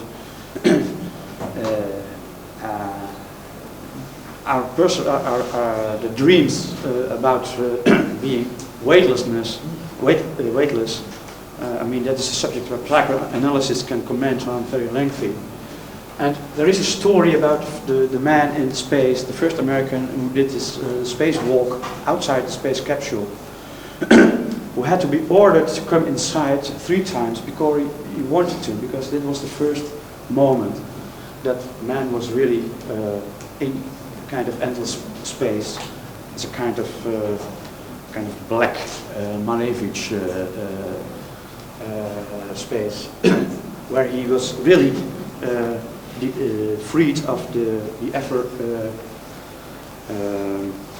pulling force of the gravity.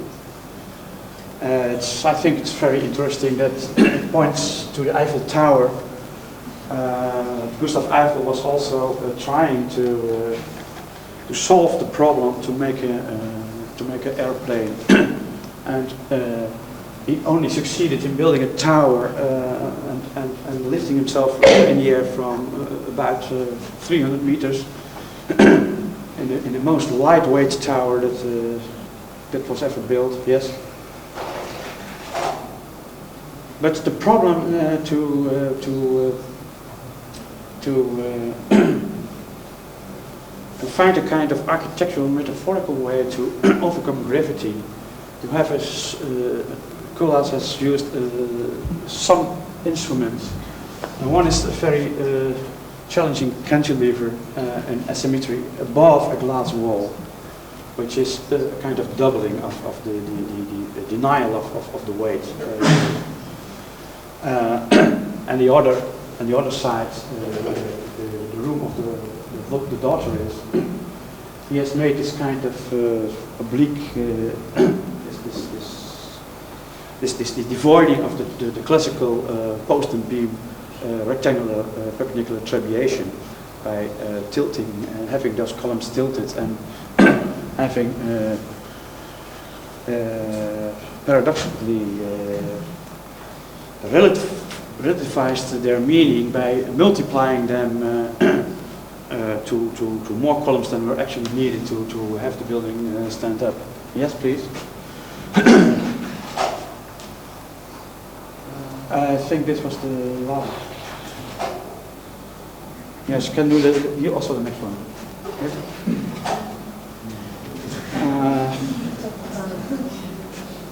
You see, Mr. Koolhaas and Mr. Card. And I mean, I could say a lot more about this building because it has some planning problems which are solved in a very elegant way by just tilting a wall or giving it another direction, in which suddenly new architectural challenges are being posed by the architect, the handling of the accelerated perspective, etc., which is just a new problem which results from a solution from a functional or organization problem. And that is, I think, where the architecture of this house is quite masterfully successful. Yes, please. And again, some comment on this overcoming of gravity. I mean, we know the swimming pool, well, just by Archimedes' law, being in a swimming pool is I mean, just losing your weight in one way. And the diver of Zaha Hadid, I mean, it's also the kind of free fall of the diver. It's a kind of simulating of weightlessness for a short time on Earth conditions. But I think that this kind of interests, which maybe are not very rational, but can be very inspiring by the care with which the 2 bricks are put together. Yes, please. And this is Gustav, sorry, this is wrong, but this is Gustav Eiffel Tower, which is his own apartment on top of it, where he liked to sit down and look from a height of 300 meters above Paris, but was never able to invent an airplane that could really overcome gravity. Yes, please. Right, just forget about it, one. Yes, please. It's not for.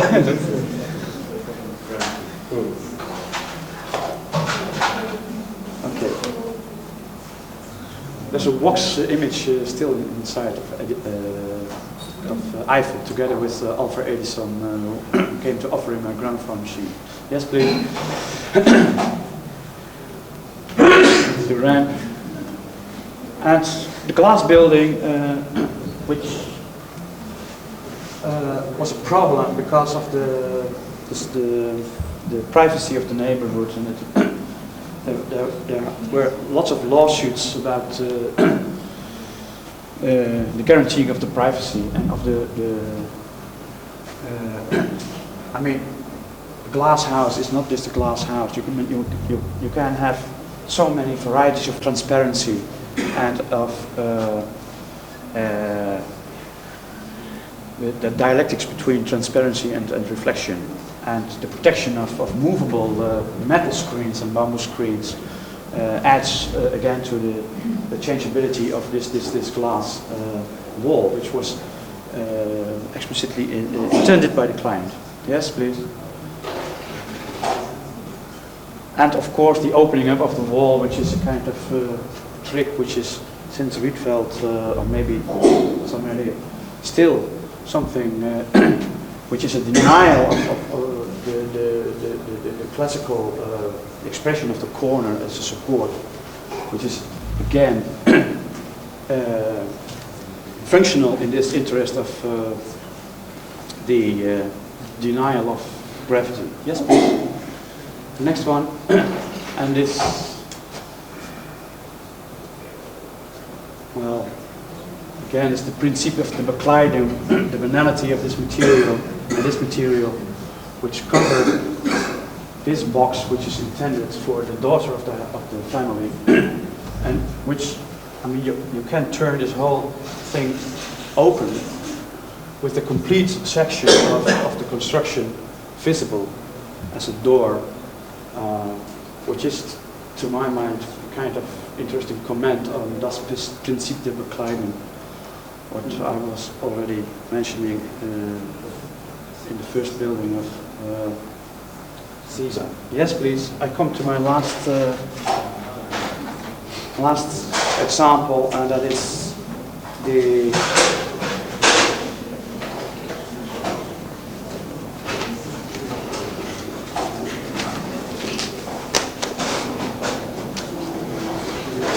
interest. I mean, and that is maybe it's redundant, and I will not comment on it very deeply. This is the pavilion de l'Homme, the pavilion Corbusier, which I understood that it was originally intended to be a private house, but it became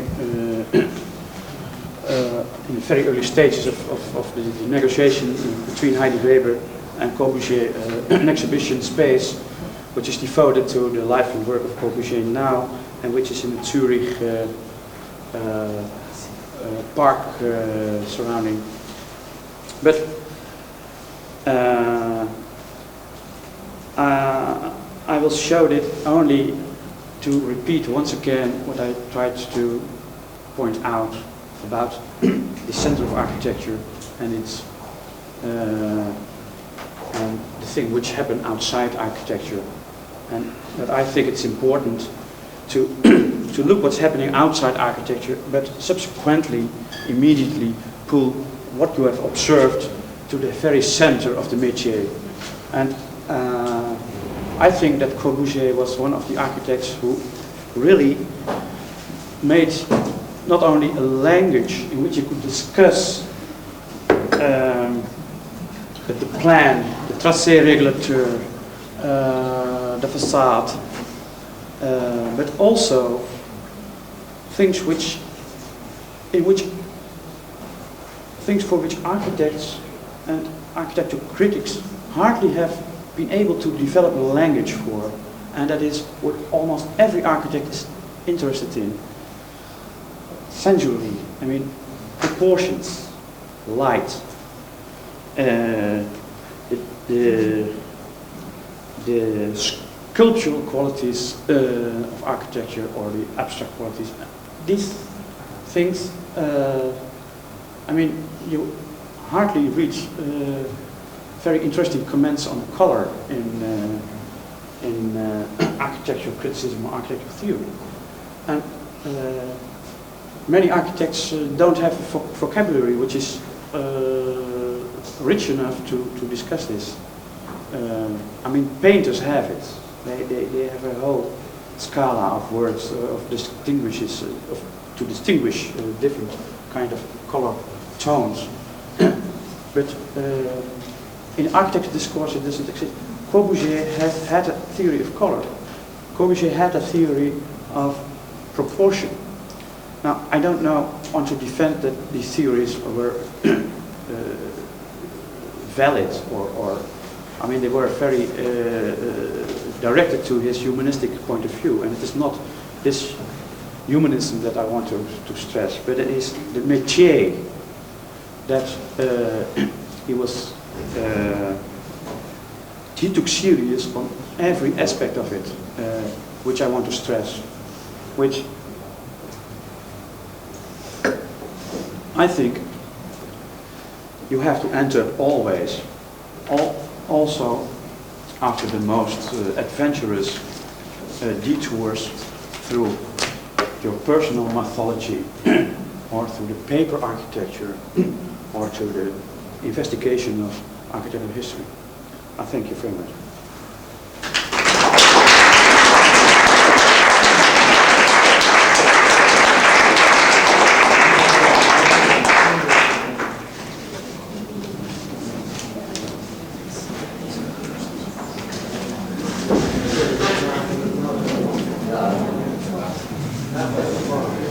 Thank you. Hans, I think you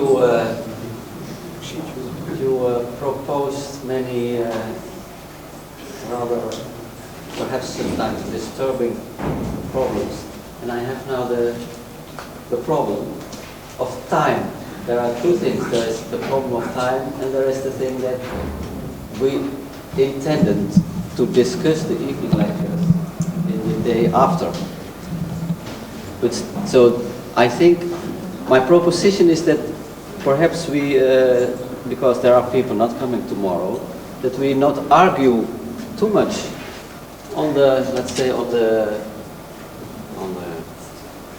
criteria. Let's say on the first part of your lecture, but perhaps there should be some questions about, let's say, the projects you show, although they in a way are related to each other. But I think this is my proposition. Ken is putting up his hands. I don't know what he wants to add to it. Okay. Well, I think it was a really fascinating. For me, it's an amazing presentation, and as you said, there's so much stuff in it, and the question of the relationship between the prologue and the statement and the selection is difficult to cover. But one thing I noticed was this question of modern, postmodern, and the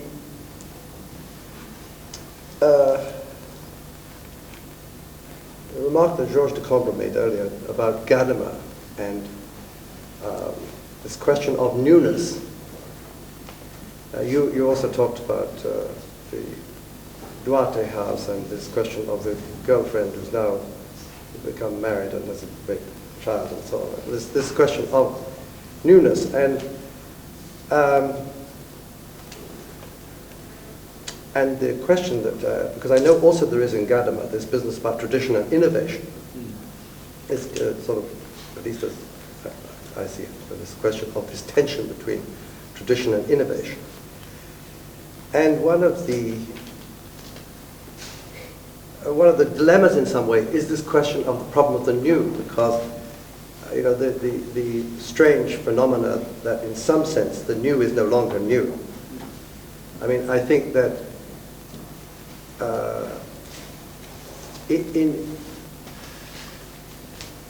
in some peculiar way, I mean, one of the crises of the modern, I think, is the fact. In fact, Ignacy once in an essay, very interesting essay, recent essay, refers to, I suppose, to Heidegger, about the moment at which science and technology becomes a banality, and no longer has the excitement of the newness that science and technology once had. And so one has this strange situation in which there is the unending thrust of the technoscience, which changes everything, but no longer has the exhilarating force that it once had, at a certain point in the century. I mean, maybe this is, of course, a perception that is relativized by the fact that, one is of a certain age and a certain period of time. But one has this feeling that this condemnation of the new no longer being new is a condition which we have not understood in a way. We find it difficult to come to terms with that. I mean, I think your dissatisfaction with, you expressed this kind of unspecified general dissatisfaction with what you could think of as the energized young Dutch modernism, or neo-modernism, and your dissatisfaction with the formalism of it. Or you expressed it, I think, somehow like that, formalism. Is perhaps what disturbs you is this kind of sort of enforced newness, in a way. I mean, and I think that in what is strange in the different examples you showed, there is, I think, evidence of the presence of figures adopting a different attitude towards that at different moments. Like the idea of the new arises out of a deeper, the difference between the idea of the new arising out of a deeper penetration into the nature of the condition, or the idea of the new being hot, conscious, somehow too conscious idea of the new, And well, I have, the whole talk provoked so many things, but I mean, I just, and maybe, of course, I bring to it, obviously, a certain personal obsession about this question of the new, But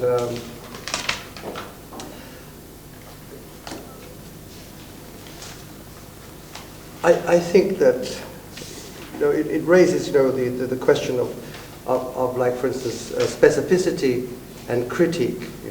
That whether the new can really come out of critique and specificity rather than out of I was going to use the word false exuberance.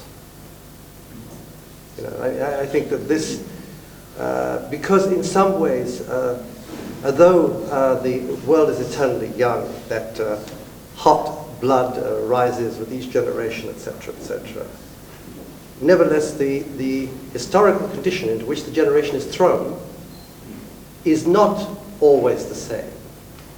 And you could, it's a sort of, you could say, dismal old man's reflection, but may be true that the historical condition is such that the blossoming, so to speak, cannot really have it's not given to it to have this kind of belief in the new that was possible in some other time. It was possible to have this belief in the new. Or that its idea of the new has to be more approached in a different way. That's a little comment, that's all.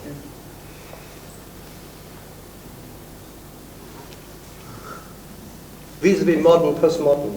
Yes.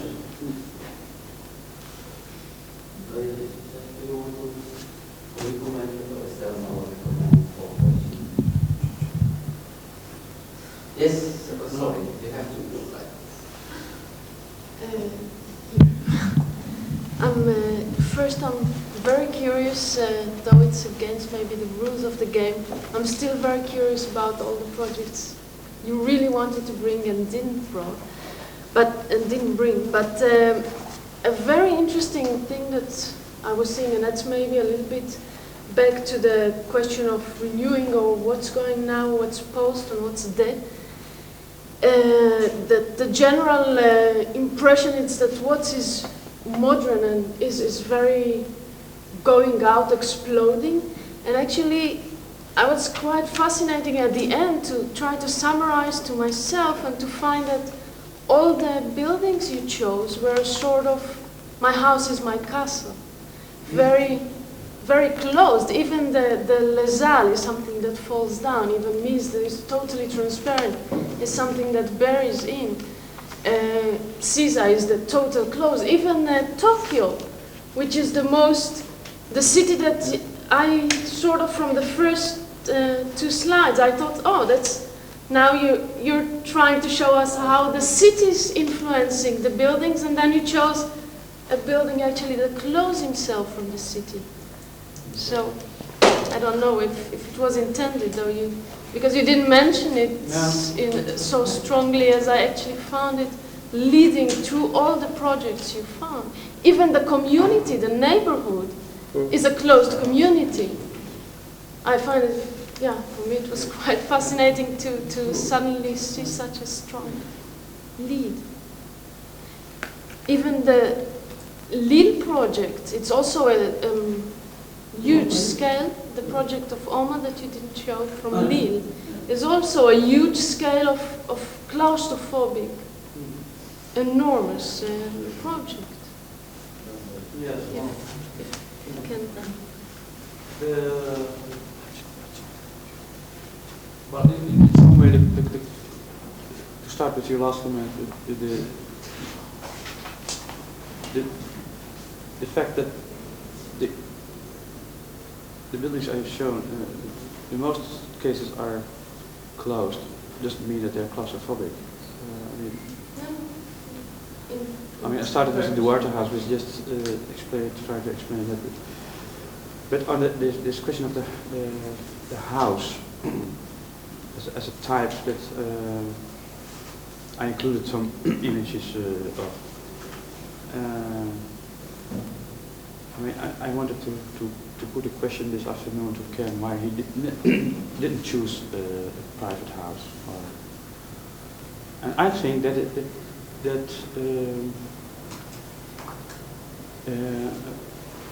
a private house has the capacity, because of the nearness of the architect and the client, to explore ideas and to change them in architectural, physical and tactile experiences, which can be very innovating and very clear. I mean,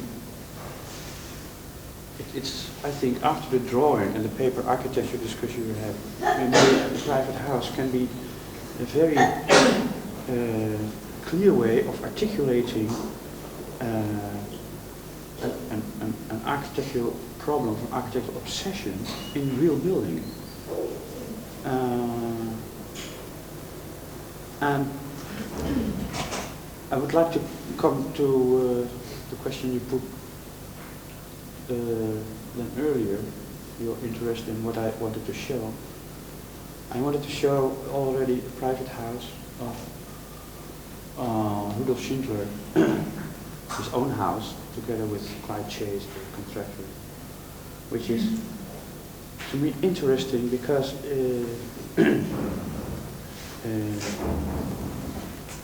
you can see that the architecture expresses a kind of view of how people live together. I mean, it's a very, I think it's a modern feminist theme, that the man and the wife have their own room, which is close to a common ground, You enter the house in the middle, and above the entrance there's the master bedroom where they can meet together. I mean, this is very. It sounds like a joke, but I think that this kind of relationships of, I mean, in this case the two sexes, but I mean, were themes that in pre-modern society were explained by mythology. I mean, you can read Levi-Strauss, and it is about the overcoming of dualities, man, life, our life, dead, nature, culture, we're all cooked. And I think that this could be a theme which could be explored further in architecture, which maybe is not politically relevant, but it is very relevant, I think, in the way it reflects the way people view the world and view themselves. And it's interesting that there is a tradition in which in Jugendstil, in Artenvrouw, the houses of Horta, where you can almost in each detail see how people lived and how the position of the social position was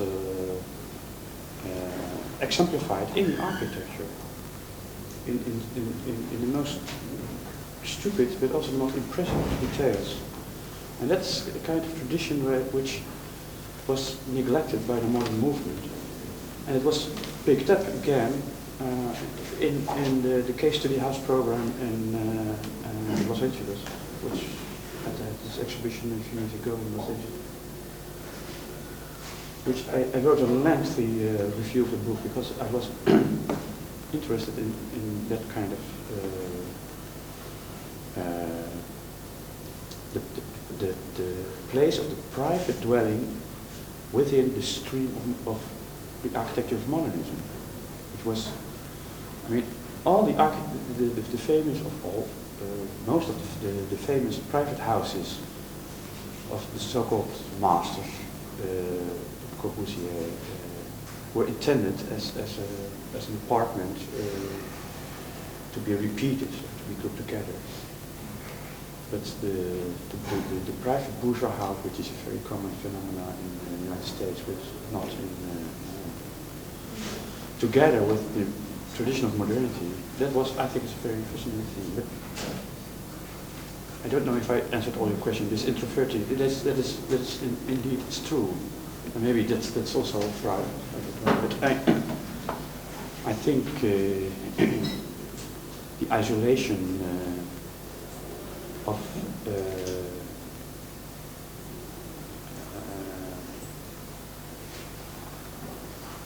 has the possibility to kind of intensify, and maybe it's kind of also a kind of religious sentiment or something.